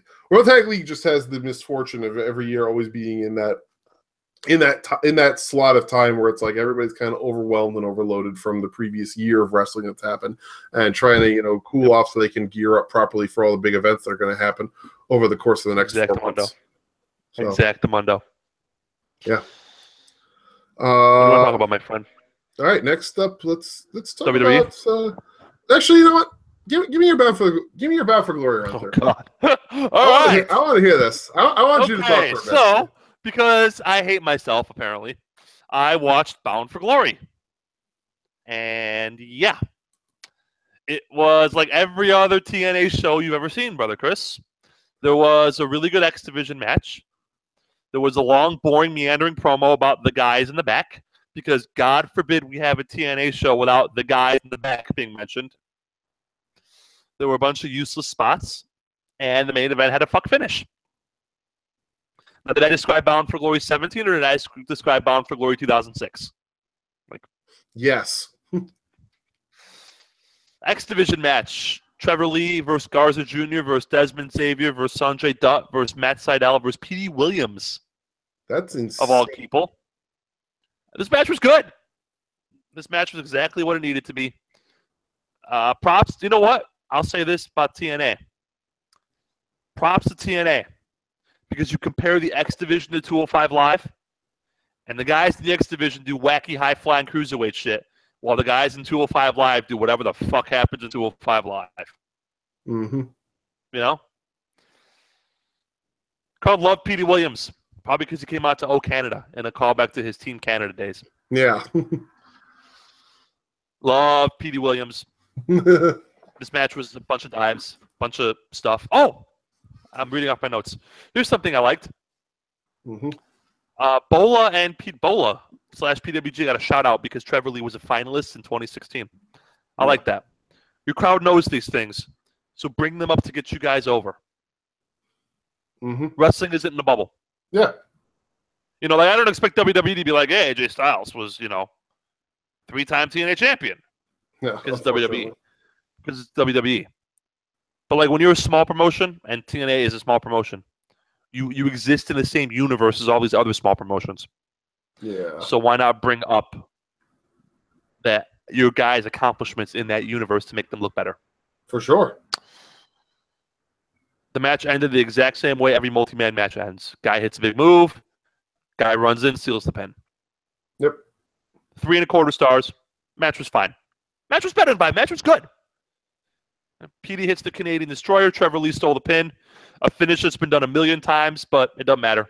Mm-hmm. Sometimes wrestling's easy, right? Of course you're going to do a Canadian Destroyer in Canada because of, of course. Yeah. What's Petey Williams' move before it got caught by every indie wrestler? Yeah. Petey Williams was the most over guy on the show. That should bode to be problematic. Then we had, for some inexplicable reason, Tyson Dukes versus Taiji Ishimori from Noah. A completely random match. It went 5 minutes. I couldn't tell you what happened because half of it was me watching Laurel Van Ness acting drunk in the crowd. Yeah. I've been saying that gimmick needs to just end. I mean, that gimmick had such a short shelf life, and like they have overused it a million times over. It wasn't bad. It was the parts I saw were good. Ishimori won in 4.5 minutes with a 450. Yeah. I can't rank it because half of it was on Laurel Van Ness instead of the match. Yeah. So I have to wonder why, because I mean, as far as I know, she's not involved with either of them. But yeah, whatever. Then we had Alberto El Patron cutting a promo. Oh God, I heard about this. Okay. First of all, this was another TNA. The boys in the back say, people in the back say. I've seen so many of those promos throughout the years. Mm-hmm. I don't need to see them again. Okay. Now he's pissed. I'm reading my notes verbatim. Now he's pissed because he was suspended. Okay. They screwed me. They betrayed me. They didn't pay me. They took my title. Mm-hmm. You know what? You dodged a bullet with Alberto Del Rio. TNA. Because there were no charges brought. Because for a litany of reasons. Okay. You dodged a bullet. That your champion at the time was not indicted for domestic violence. Yeah. And TNA, why not just consider you? And you want to bring in Alberto Del Rio? Whatever. Not my money. Fine. But you bring him in, and you bring this shit up. Like you made an angle out of a guy being suspended for an alleged domestic violence abuse. Yeah. Like, TNA, what the hell are you doing? Impact sliding into home there at the 11th hour with top-notch contender for worst promotional tactic of the year. Yeah. I mean, at the buzzer. You're right. Yeah. Yep. Hail Mary touchdown by Impact. Yep. Like, a friend of the show, Duke, says that his worst gimmick is, or worst promotional tactic is Jinder Mahal cutting the racist promo on Nakamura, then beating him clean as a sheet. Like, I won't argue with that either. That was pretty terrible. Oh, yeah.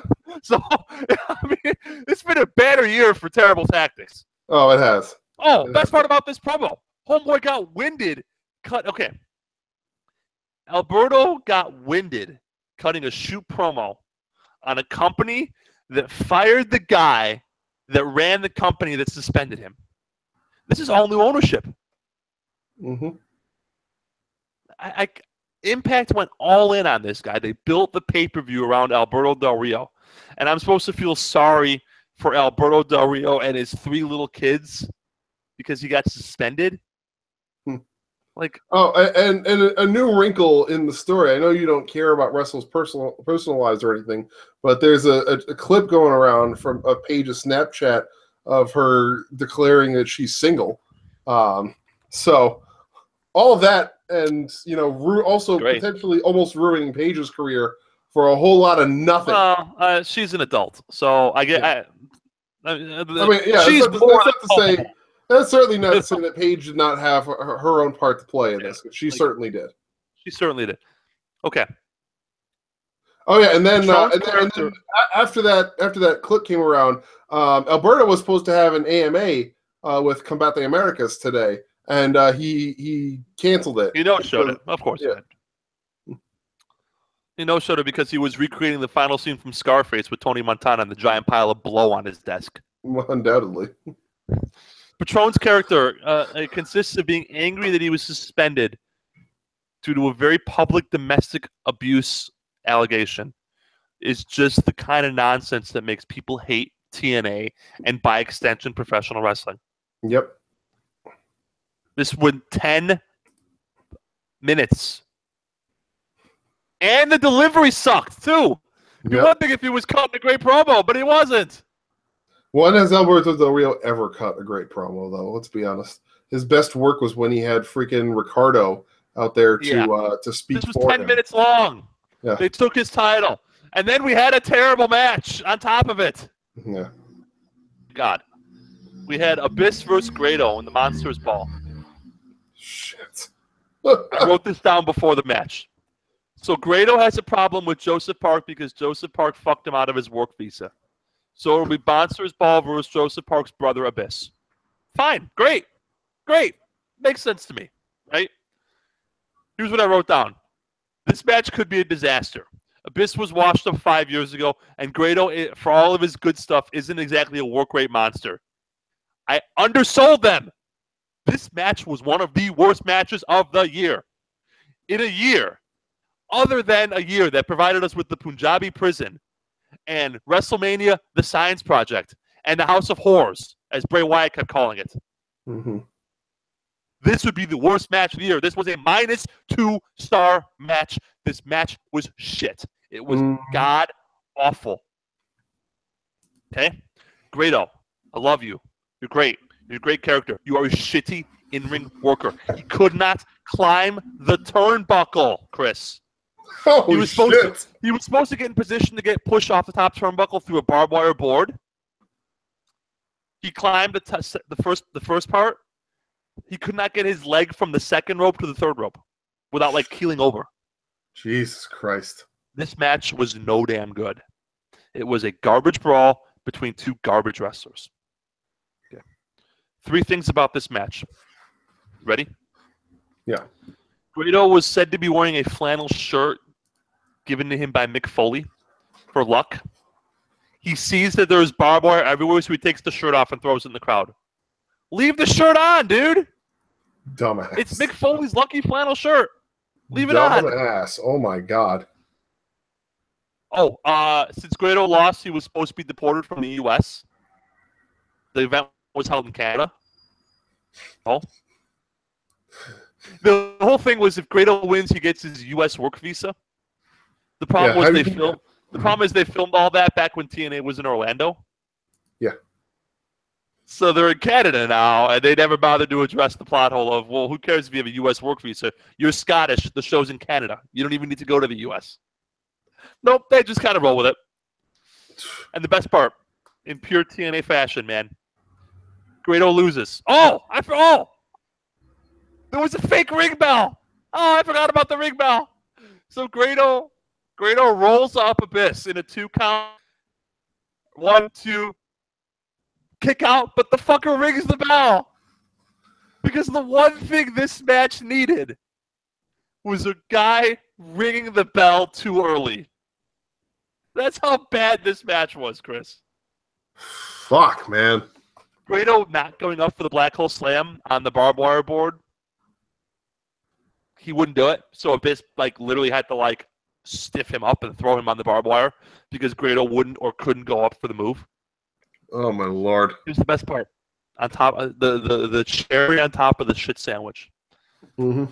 Knowing the stipulation, if Grado lost, he'd be kicked out of the company because he wouldn't have his visa. Did TNA linger on the moment? No, of course not. 1, 2, 3, to the back. Because nothing says TNA than to the back. Oh, and Rosemary got chokeslammed on no pile of thumbtacks. Why? Yep. By who? By Abyss. Jesus. Lowell Van Ness interfered and hit a juice special, a Pulp Friction. Unprettier. Sorry, a Pulp Friction on Grado. The Unprettier / Pulp Friction. Yeah. In like stiletto, so that was impressive. I'll give her props for that. That is the one thing that I will give Chelsea then Green props for is that despite this shit gimmick going on for way too long, she has mastered the art of wrestling in a fucking wedding dress and heels. Yeah, and heels. So yeah, props to you, Chelsea Green. You can do so much better than Zack Ryder. Anyway, moving on. Whatever. The heart wants what the heart wants, man. You know? Yeah. Moving on. So Rosemary comes out to run interference. Spits in Abyss's face by mistake with the mist. Yep. So Abyss blindly grabs her and chokeslams her on no pile of thumbtacks. Christ. Oh, and the crowd didn't care about this match at all. Did the crowd care about anything other than Petey Williams, though? Nope. That's what I they thought. cared about Petey Williams. Mm-hmm. That's it. Yep. Because he was Canadian. This match was really bad. Then we had a backstage promo where one of the mics kept cutting out, so whatever. Whatever. Christ. Then we had Team Impact of James Storm, EC3, and his back knee, and Eddie Edwards versus Pagano Tejano Jr., or as he was called by the ring announcer, Texano Jr. Fuck. And El Hijo de Fantasma, also known as King Corno. Yeah. King Corno is really great. Eddie Edwards is good. EC3 clearly doesn't give a shit. James Storm is fine. Pagano's garbage. Mm-hmm. EC3 is just, I mean, he's pissing growth hormone at this point. Like, yeah. No. He's. I mean, match was fine. He's more. Edwards with he's the face more apparel. petri dish than Jinder Mahal is at this point. Yeah, he has worse back than Jinder Mahal does. Or I don't know if that's true, or if the fact that Jinder has darker skin tone means it hides better. No, you never know. I don't want to find out. To be honest, none of us will find out because the way that we find out is we have another Eddie Guerrero, and we don't need that. We'll get to the point where they're going to take a flat bat bump, and there's going to be pus all ring. Yeah. So, match is fine. Pagano's really shitty. Yeah. EC3 didn't want to help the team out. His storyline was that he didn't want to like tag in, but then halfway through the match he tagged in for no reason. I don't know why. And he was all buddy. The crowd didn't care. Much like everything else. Yeah. A bunch of dives, whatever. Crowd didn't care because there were no Canadians. Like, yeah, I mean. Yeah. The best part of this match was EC3 with the double low blow and then the Yano shrug. Hey, he's clearly checked out. He's just counting down the minutes so he can be in the crowd at a takeover. It's going to be him and Ricochet in the crowd at takeover. Philadelphia. Sure. Christ. I really hope it's not. I don't really want to give EC3 credit because when he was Derek Bateman, nobody cared about him and he made a name for himself. Yeah, but still. And he's a good character and he's a good wrestler when he's not, inflated. Yeah, well, he is inflated and he's fucking juiced to shit. And I don't want it anymore. You know how I feel about that. Yeah. So. Good point, Marcel. EC3 uses enough tanner to be the same color as Jinder. Yeah, truth. God. Then we had Ohio versus everybody. Versus LAX in a 51-50 street fight. I like what Ohio. What does that even mean? What? What the hell does that even mean? 51-50. LAX comes out in these two jerseys, and one is 51 and one is 50. So maybe together. The numbers on the jerseys, like the basketball jerseys. So maybe together it's 51-50. Sami Callihan ran interference. Oh my God, the dumbest spot I've ever seen. Holy shit, Chris. Let me tell you about this spot. There was a New Jack special. Guys laying on a table, one of the OI 4K, I think Dave Christ. Yeah. And one of the members of LAX climbs the lighting rig like 30 feet up in the air, and he jumps off the table and splashes Dave Christ through the table. Yeah. 3 things. 1, imagine doing that spot at all, ever. No. Okay. 2, imagine doing that spot at all, ever on a show no one is watching. And 3, imagine doing that spot ever on a show no one is watching 1.5 minutes into the match. Are you serious? 1.5 minutes? The first spot in the match. I swear to God, 2 minutes into the match. The first spot into the match was one of the Ortiz had a powerbomb through a table on Dave Christ, and then dragged another table, put him on the table, climbed the lighting rig, and jumped on him. So, yeah. 2 minutes into the match. This fucking chair shots galore, unprotected. You know how I feel about that. Yeah, the best part of the match. Oh, this was just a garbage match. I mean, garbage in terms of just plunder. Just guys beating the crap out of each other. The absolute best part of the match that I loved, and I died laughing. Love this. So one of the OI 4K, not the one who got table splashed, but the other one. So Jake Chris. He sets up the chairs. You know how you set the chairs up to face each other, and then you slam the guy through the chairs? Yeah. So he sets up 4 of them, right? 2 next to each other, and they're facing each other. Yep. And he's going to superplex dude through the chairs. Okay? But this fuck aims wrong. And he does the superplex off the top rope, but he nails himself through the chairs because he undershot. He undershot the superplex. So instead of hitting the other guy through the chairs, he hit himself through the chairs. The other guy landed past the chairs. Jake. This was awesome. I laughed. This rocked. This was I'll laugh funny. at that too, but still, come on, Jake. It's funny as hell. You're an idiot. You get hoisted by your own petard. Oh, my Lord. See. Sami Callihan ran interference. Ohio versus everybody won in like 8 minutes. This match was good, but it was too short. I think I went 3 1/4. A lot of crazy bumps.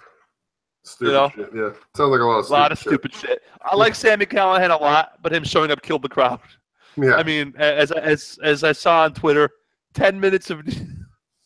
Sorry, I just laughing at that chair spot. It was so stupid. Guy missed the chair. Guy just missed and just wiped out. 10 minutes of near death. 10 minutes of near death spots, and then Sami Callihan debuted his thumb to a dead crowd. Oh my Lord! Like maybe a double turn. Who the hell knows?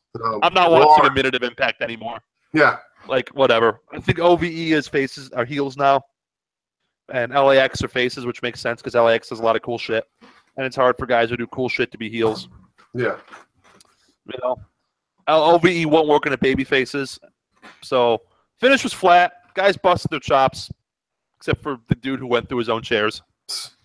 Fucking 3 1/4. Like that chair suplex was great. I'm telling you, man, it was just so bad it was good.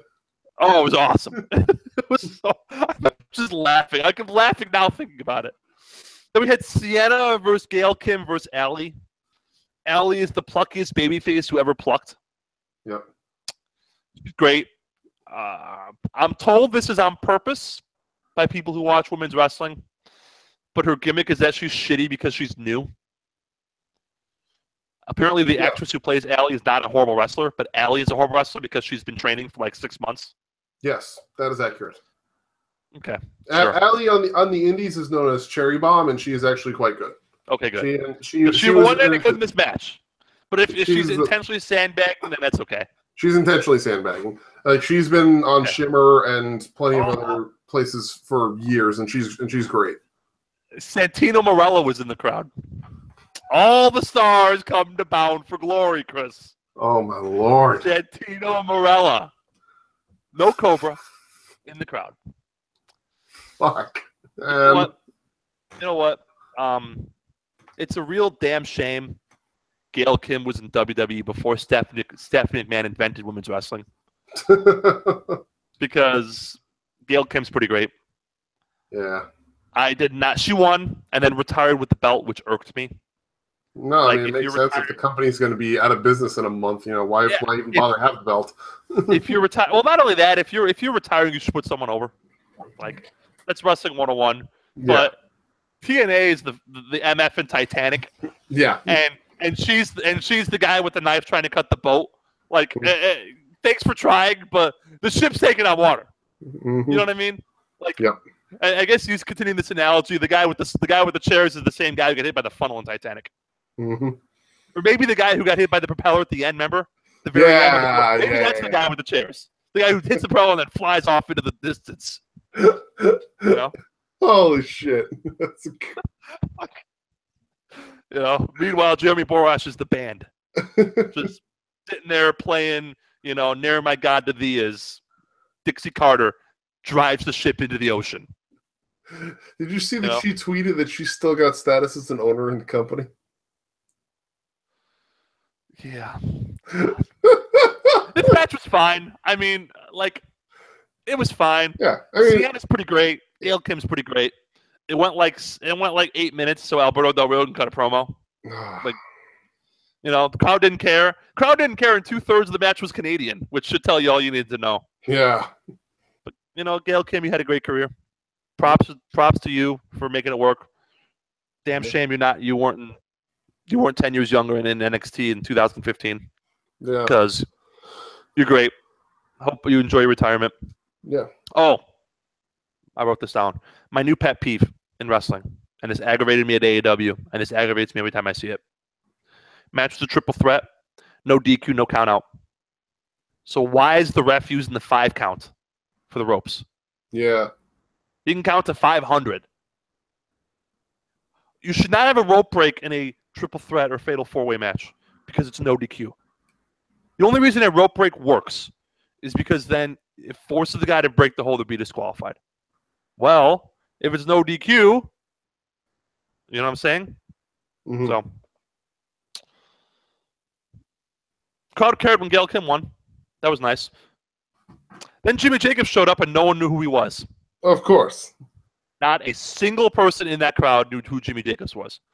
Yeah. Between Sami Callihan and Jimmy Jacobs, no one in Ottawa watches independent wrestling. Yeah.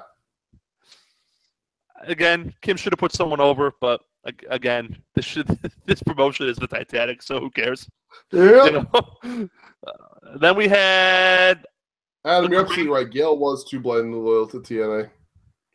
Well, for WWE, it was a disaster.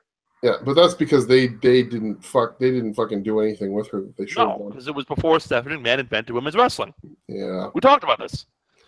In the dark days, before Steph invented women's wrestling, fuck it was just all. I hate that. I hate it so much. Then we had Bobby Lashley, who I love, and King Mo versus Moose and Stephen Bonner. Ooh. Apparently, the gimmick was... I mean, I know Bobby Lashley and I know Moose, but who the fuck are those other two guys? 2 MMA fighters. Oh, of course. Okay.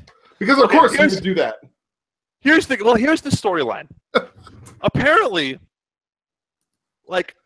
Dan Lambert, who runs America Top Team, which is an MMA school, wants Bobby Lashley to quit TNA and go back to fighting for Bellator full time because he's too good a fighter to waste time in professional wrestling. Well, Moose took umbrage at that because he's a professional wrestler. So he recruited Stephen Bonner, who is a former UFC light heavyweight champion. Mm-hmm. And Bobby Lashley recruited King Mo, who's a former UFC fighter as well. Mm-hmm. And they had a cage match. This started with Dan Lambert, who owns America's Top Team, Shoot and Work, cutting an awesome promo about how they were dragged to a fight, but they're fighters and not wrestlers, so it's okay, and they're in their native element. Chris, this promo was the best thing on the show. It was awesome. You should watch it. It was every cool 80s promo. because that's apparently what Dan Lambert grew up, and he decided to cut an 80s promo like he was Ric Flair or something. Best thing on the show, the best thing on a professional wrestling show was a guy who runs an MMA school cutting a promo. That should tell you all you need to know. Like, Christ. Hey, well, the best thing was dude suplexing himself through the chairs. Sorry, that's the best thing on the show. The second best thing was Dan Lambert's promo. Crowd cared, fun brawl, cage match. Moose worked his ass off. Somehow America's Top Team ran into the cage because why have a cage when you can have interference? But whatever. Again, this mofo's the Titanic. You know what I mean? So, King Mo gigged, bleeded all over the place. Of course he did. Match built to, I think it was a shoot though. I think he got like hit in the head with a chair or something, or ran into the steel cage and he busted open his eye. I don't think he actually gigged. No. The match, the whole point of the match was that it was going to be a Stephen Bonner and King Mo standoff, and nobody cared. Crowd cared so much about this they chanted GSP. What? Stephen Bonner is really bad at wrestling because he's not a wrestler. What is GSP? St. Pierre. He's Canadian. He's a Canadian MMA fighter. All right. Yeah. That shows how little they cared about this Stephen Bonner King Mo interaction that they chanted for GSP. Christ. The ref just opened the door and let America's Top Team in, and then they locked Moose out. So Moose jumped off the cage on everybody. That was cool. Wow. So this match was no good, but at least it was fun. Okay. Lashley won with a spear. Yeah. Bobby Lashley has no hair, but he wears a headband. This perplexes me. He's totally shaved bald, but he wears a headband. Yes. I mean, and if you only know Bobby Lashley from WCW, wow. If you only know Bobby Lashley from WWE, he's really great now. And I mean that sincerely. He's awesome. No, I know, yeah. Bobby Lashley kicks ass. He was one of the best things they had going for themselves last year. Yeah, he was a champion. And they just fucking ruined it. Because of course they did. The story, yeah. So then we had Eli Drake versus Johnny Impact. Johnny Impact is John Morrison. Yes. Who was cutting a promo. I swear to God, as my witness, he looked like he was reading off cue cards. You could see his eyes moving. It looked, whatever. Some heat when Chris Masters interfered, but otherwise no reaction. Match was fine. It was better than fine. These guys worked their asses off, but Eli Drake's just not very good. Yeah. And Johnny Morrison is only good at a certain type of match. A crazy-ass spot fest. Yeah. This was not it. Yeah. Cool spots. Morrison built his heat by sliding under the guardrail and then jumping over it. Yeah, I saw that. I saw a gif of that. Yeah, that was cool. That was how he built his heat. He slid under the guardrail and then he jumped on top of the guardrail and then hit him with a drop kick. And that's how he was. Yeah. I can't get over how hot this crowd was, but only for one match and only involving Petey Williams. All anyone cared about. Petey Williams was top of his friends and family or something. So. And this is the why match as a whole was fine. This is why Impact had to pay people. Eli Drake's finisher is called the Gravy Train, and it's basically a white noise. It's a shitty finisher. Yeah, it sounds like a shitty finisher, yeah. And then Alberto Del Rio ran in, and we had every single fuck TNA finish we've ever seen. Bump. We had an unprotected chair shot to the head. We had another unprotected chair shot to the head. And then we had Del Rio putting Drake over Johnny Impact. And in the year of our Lord 2017, TNA built their WrestleMania around Alberto Del Rio after all the stuff he did. Yep. Chris? Burn him to the ground. Cannot wait for the Titanic to sink. Yeah. I'll be cheering. Same. And I hope Dixie Carter is the one floating in the water freezing. She could be Jack. Yeah. She could be Jack. Yep. I'm okay with this. Christ. Yeah. Okay. They are reigniting the Alberto Del Rio Johnny Mundo feud. Yep. Or from Lucha Underground. They might as well. I mean, they're trying to fucking bring in Lucha Underground talent and shit, and bring in, all the feuds and things from the Mexican promotions. Why not? Let's recap. Eli Drake is a goof who can't retain the belt to save his life. Nobody on earth could be invested in him as a champion. Why would you be? He can't. He's a goof. Yeah. Johnny Impact is a goof who should be champion, but he isn't, and he got pinned clean. Well, he got pinned, not clean. Excuse me. I'm sure you're going to say, they protected Johnny Impact with some other nonsense, but it doesn't work anymore. Yeah, no. People see through that, and they blame the company. Yeah. It's not how Drake it works has no anymore. credibility, and Impact got pinned. Yeah. It's not how it works anymore. TNA failed to deliver a satisfying outcome in the main event of their WrestleMania.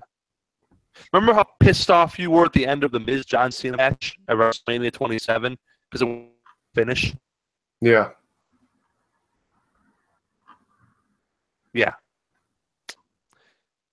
Why did I watch this show? Because you were taking over for the team. And more importantly, why did I watch this show sober? That one I can't answer for you. I know I do, Chris. Yeah. I had to go up for the team here, man. The show was god awful. I know. I will. The highlight of the show. Promo. I will order. Don't pay. No, don't pay. Don't spend your money. Yeah. I'll do one better. I'll do one better. Actually, Are you gonna order Final Battle? I can't promise this, but I will I will make every effort to go to Final Battle live and see that live. And Final Battle will be better than this. Yeah, but talk about trying my patience. Think of me trying to stand in a crowd of fucking Bullet Club marks screaming for the Bucks and Cody at Final Battle. That's what I'm going to be dealing with. Cody Rhodes would be your average Cody Rhodes 3-star match would be better than any match of the show except for the X Division match. At least you're going to get good wrestling. Yeah, I suppose. Let fun. I mean, you want to hate. You may hate yourself. Yeah, I'm definitely gonna hate myself. Fun. I'm definitely gonna hate myself. That's for sure. I do hate myself. That's why I watch this. There's no other explanation. Yeah. So. Yeah. That was TNA Impact. That was Bound for Glory. Yeah. Yeah. Real bad.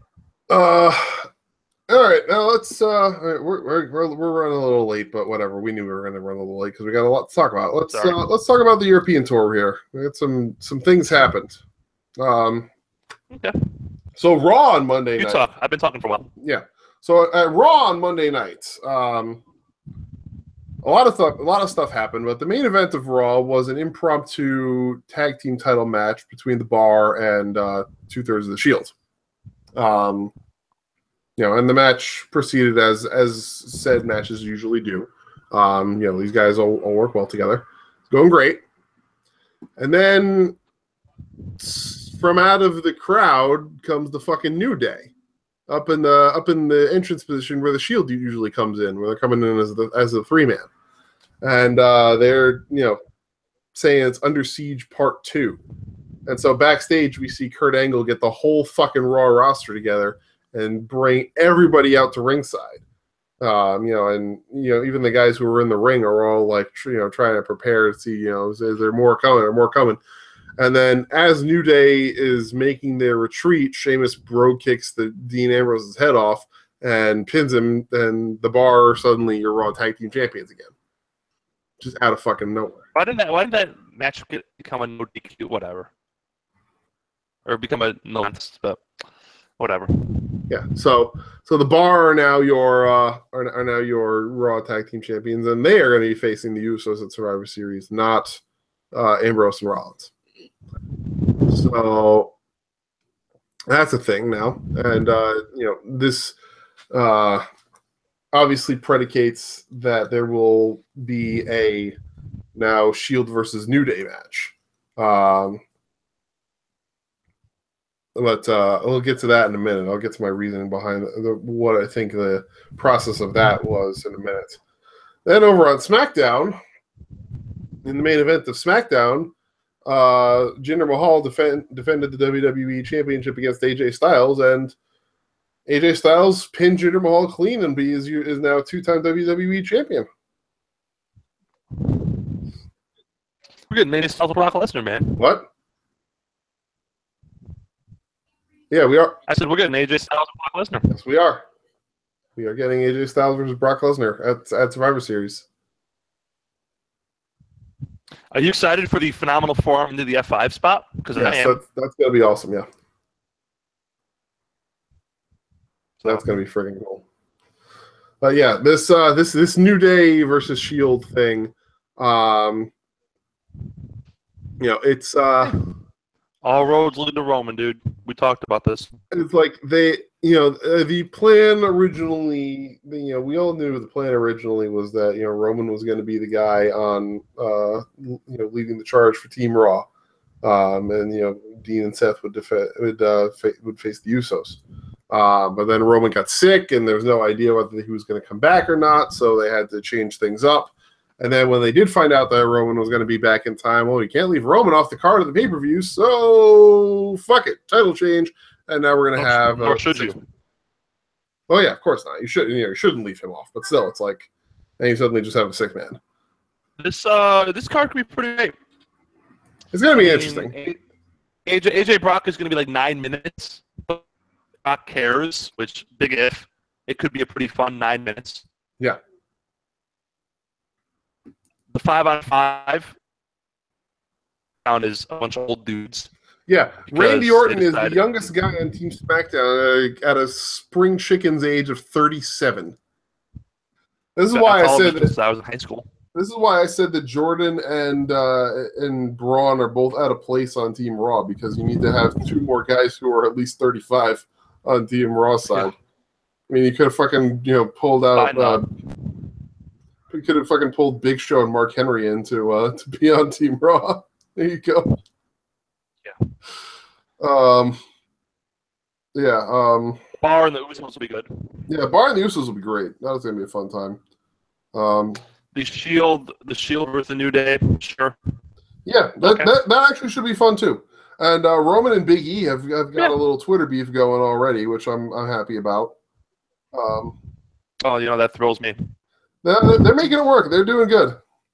Yeah, I mean, it's gonna be one spear boom. He's got a whole thing about Roman being the mid dog and not the big dog, but that's a funny one. I like that one. Dude, you know what my problem with that is? Roman's gonna beat him clean. So what's that make him? Nah, Roman's not gonna pin E. He's not gonna be the one eating the pin there. It's gonna be Kofi. Kofi's gonna eat the pin. Yeah, because Kofi's got the bad knee. Yeah, but still. And Kofi's also Roman's team. Kofi's also 36 or something like that, and doesn't need the win. Yeah. So, well, Roman's team is going to be Big E's team. So if Roman is the mid dog, what does that make Big E? The low dog? The up dog? I don't know. I don't know. The up dog, no. But I mean, you see my question though, right? Of course it's fucking dumb. Stupid. Of course it is. That's Twitter though. Twitter's dumb. Twitter makes you stupid. Yeah. What else we got in this card? Women's match? Yep. Versus Alexa? Yep, Natalya versus Alexa. I've been seeing a few people who are predicting that Carmella's going to cash in after this match. I think Ellsworth is done with Carmella after SmackDown, right? I think he's done with the company. Ellsworth is getting the shit kicked out of him on SmackDown house shows. There's an awesome clip up right now of him getting his fucking head kicked in by the whole SmackDown Women's division. It's pretty amazing. It looks like he signed a 1-year deal, and his 1 year is up. And props to him, man. He made the most of it. Mm-hmm. A guy who was known for cutting a promo, an unscripted promo, mind you, and then getting squashed. Made something with himself.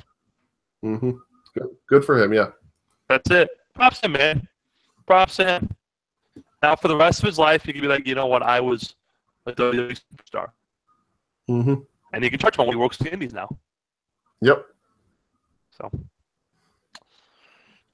And let's see. What else will we have? I think the only other thing that's left for this card is the inevitable Braun Kane match. Because that's gonna. Oh boy. Oh wait, no, Braun's on the 5 team. Never mind. So no, we won't get that on this card. That'll be on the card for Clash of Champions. Oh boy. Oh my lord, why? Oh boy. Can't wait. Up at night, I got a calendar on the wall with little notches for Braun Kane. Oh man. The big story the big story that's going on right now that has a lot of people speculating about. Oh yeah, we can't is supposedly Sami Zayn and Kevin Owens were sent home from the European tour because of disorderly conduct backstage, and there's some word of them supposedly quote unquote going into business for themselves and not doing what they were supposed to be doing at the SmackDown episode when Sami faced Kofi Kingston. Apparently, the word going around is that after Kevin tried to interfere and Sami got pinned, Kevin and Sami were supposed to run back in to try and fight off the New Day and would instead get beaten down by the New Day. But obviously that didn't happen. Instead, Sami retreated back to Kevin after Kevin called him away. And they just went back up the ramp, licking their wounds. And Kevin grabbed a mic and talked about how they were men of honor or something like that. So, good for them. Love it. Love it. The 90s and the 80s are back. And I still think it's a work. Here for that. I still think it's a work. Could be. I don't know. Could be. But I'm saying if it's a shoot, I love it. Kevin Owens and Sami Zayn could have been the top heels on SmackDown, and they won't even book for Survivor Series, so Shane McMahon can play wrestler again. Yeah. You know what? Here's the deal. Professional wrestling. All you have is your brand, right? That's it. All you got is your brand. Protect the shit out of your brand. And these days, especially if you're a man, there are alternatives for you to make money outside of WWE. Do what they did. Protect your shit. And if someone bitches at you, fucking quit, serve out your 90 days, and go work the indies or go to New Japan. Or go to, because that's an option. Yep. It's not like 10 years ago. Mm-hmm. That's an option. Yeah. So, were they dicks about it? Were they dicks about it? Yes. Absolutely. You know who was a dick? The Shield. Because remember when they wanted the Shield to lose to Ryback, Bryan, and Cena? And the Shield said, that's stupid, we're not doing it. And they changed the finish. Mm-hmm. Right? No one bitched then. How many times did John Cena politic to change a finish? Oh, God. No one bitched then. So Triple H all the time. Right? Hulk Hogan all the time. Shawn Michaels. How many times has Shawn Michaels been unprofessional out there? Remember when he lost his smile? Yeah. Put over Bret Hart? Mm-hmm. The guy's lionized, and deservedly so, because he knew his value and he protected his spot. Mm-hmm. You know what? Props to Kevin Owens. Props to Sami Zayn. You don't like the way you're treated in WWE in 2017? Fight for your spot. And if they bitch, then you just bitch back. Yep. It's not like the old days where they got all the leverage. They don't have all the leverage. You telling me Kadani wouldn't sign Kevin Owens in a heartbeat and make him face of the U.S. expansion? In an instant. You telling me that wouldn't happen? In an instant. Kenny Omega second? Kevin Owens or Sami Zayn wanted to couldn't make bank on the indies? Yeah. Kenny Omega versus Kevin Steen would headline the immediate next pay-per-view that it could be on for the U.S. title, and Kevin Steen would win it. I mean, if Kevin Steen's selling out the Hammerstein and Ring of Honor, imagine what he's doing after a WWE run against Omega or Tanahashi or someone. Yeah. Right? Like, New Japan is coming in March to a 6,000-seat stadium in Long Beach. Yep. You know and I know that a Kevin Steen and El Generico tag team versus Young, Will, and Okada, for example, would draw a 10,000-seat stadium. Yeah. Which is exactly why Vince would never let them go. Yeah. And it is exactly why I would not be surprised if they get a better push out of this. Remember, Sami Zayn turned heel and he's won one television match, Chris. Yeah, and he's more over than he's ever been. I'm sorry? And he's more over than he's ever been with the company. Yeah, and he's jobbing out. Yeah. But because of his change of character now and him and Kevin making this alliance, he's more over than he's been since his main roster promotion. When all you have in this business is your spot and your brand, you fight like a mofo to protect it. Yep. So, props to these two. Yeah, 100%. Well done. I mean, again, there's still the possibility that it could be a work, but if it's not, then you know what? You're 100% right. I thought it was the first blush, so wouldn't shock me. Yeah. But I'm saying it's a shoot. If it's not, then you know what? I'm okay with that. Good for them. Yeah. For Shawn Michaels. Yeah. And speaking of people, going after and protecting their brand and getting what they're worth, there's a story circulating around that Emma is already starting to take bookings for after her 90-day non-compete is up in February, and that she was in negotiations with Stardom, but Stardom turned her down because of the numbers that she was asking for her for her booking. I think it was $2,000 per match, plus the cost of the tickets, first class flight, first class tickets, and creative control. And you know what? We were talking about this and how that maybe seems a little bit unrealistic, but you know what? I'm actually going to change my tune a little bit here and say, you know what? Even if it is unrealistic, and even if she does end up having to come down to get her numbers, to get her booking still, you know what?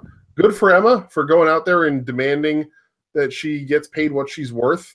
If some Mark wants to pay Emma 2 G's, God bless him. But here's the thing, though. You know what I'm saying?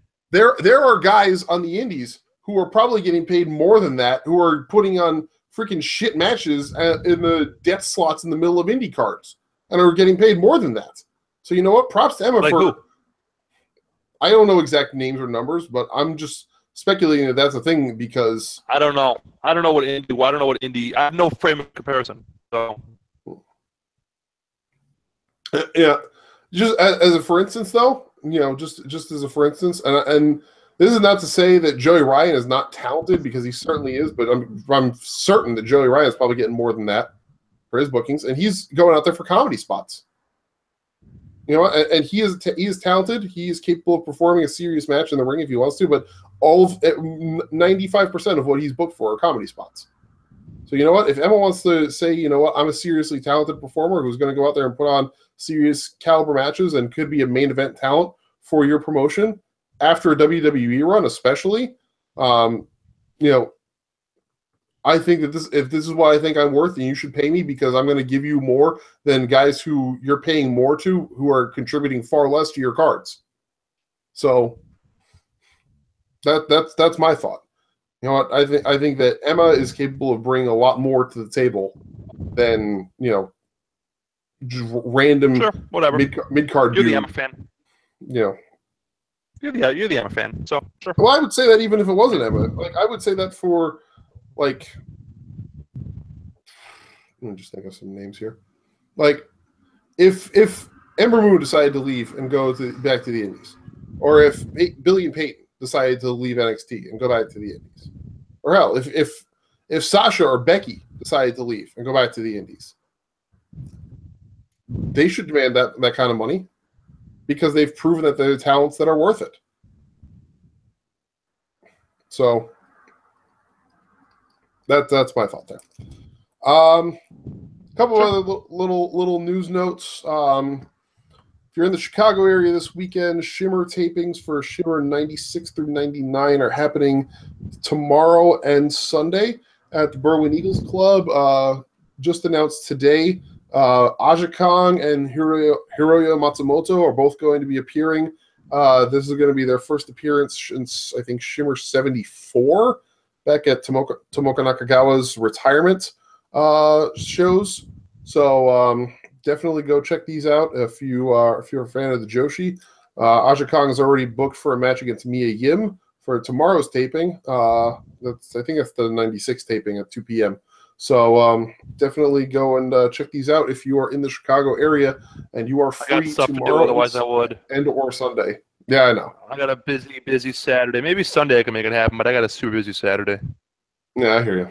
But yeah, if you're in the area, Work it definitely Saturday morning and will be worth it if you're in the area and available for it.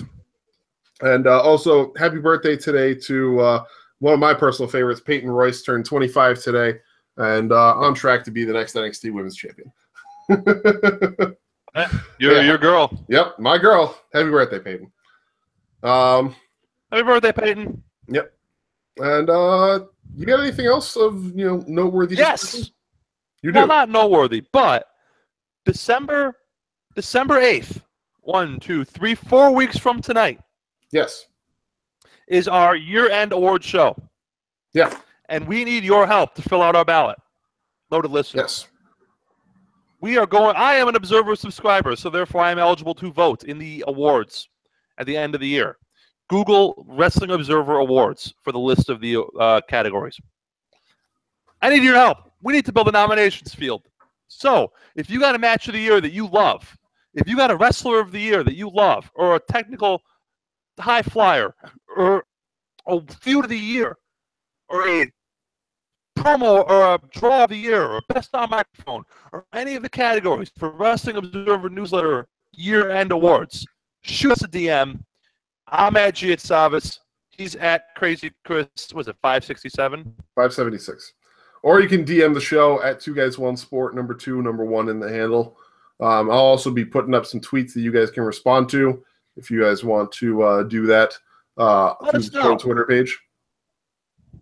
So let us know anytime before the 8th of December your nominees for the various awards. Yep. There's stuff I haven't seen. And there's stuff Chris hasn't seen because we're two people. We're two guys. Hi, I like that title drop. Yeah, we're right? two guys. So if there's someone you think has just been awesome, whatever, let us know because we're all in this together. Yeah, so for keep sure. that in the back of your head for the next few weeks. Yeah, I mean, you guys who are listening, you know what we cover. We talk a lot about WWE, New Japan. We talk a little bit about AEW and Evolve. We delve into a little bit of Lucha, a little bit of European stuff every now and again, but we don't get to watch stuff like CMLL or Progress or Rev Pro, week in and week out. ICW or CZW or WXW. If there's something that you watch, if you saw a kick-ass match in like Wrestle Circus and you want us to take a look at it, or you saw a great promo at WXW or at PWG. Mm-hmm. So we are here for you, and we hope you can help us build a balance. Yeah, and we know that obviously the Observer they attract a certain crowd, and there's going to be a lot of people who are going to be in there who are going to be all about Bullet Club guys and the PWG and New Japan stuff. And, we want to make sure that we're representing all aspects of the it's our business. show ballot. Yeah. You, me, Don Sal are gonna hash it out. Yep. But we need your help too, guys.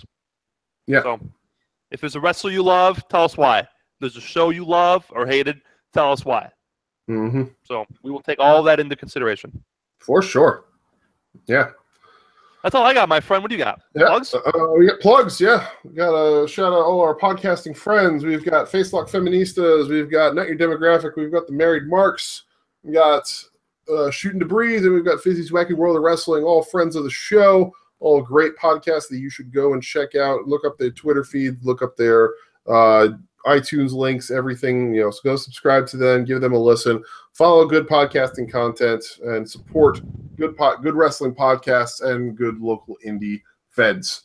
Sure to follow the show on Twitter. As I said before, the handle is at 2guys1sport, number 2, number 1 in the description below this video. You can also find our link to iTunes. You can subscribe to us, give us a like, give us a rating, give us a review. Let everybody know to come and listen to us. Come check us out.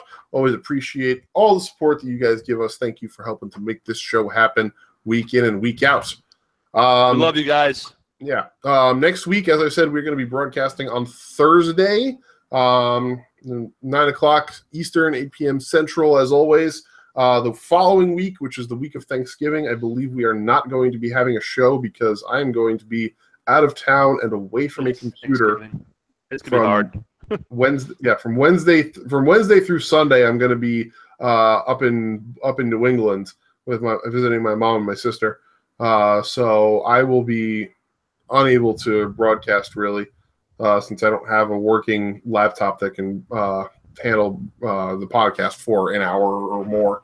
So in 2 weeks we're probably going to be calling a cancellation, but we'll be back to Fridays for sure on December 1st, and that'll be our show where we will review Survivor Series. Next week is going to be our big preview for Survivor Series and for TakeOver War Games.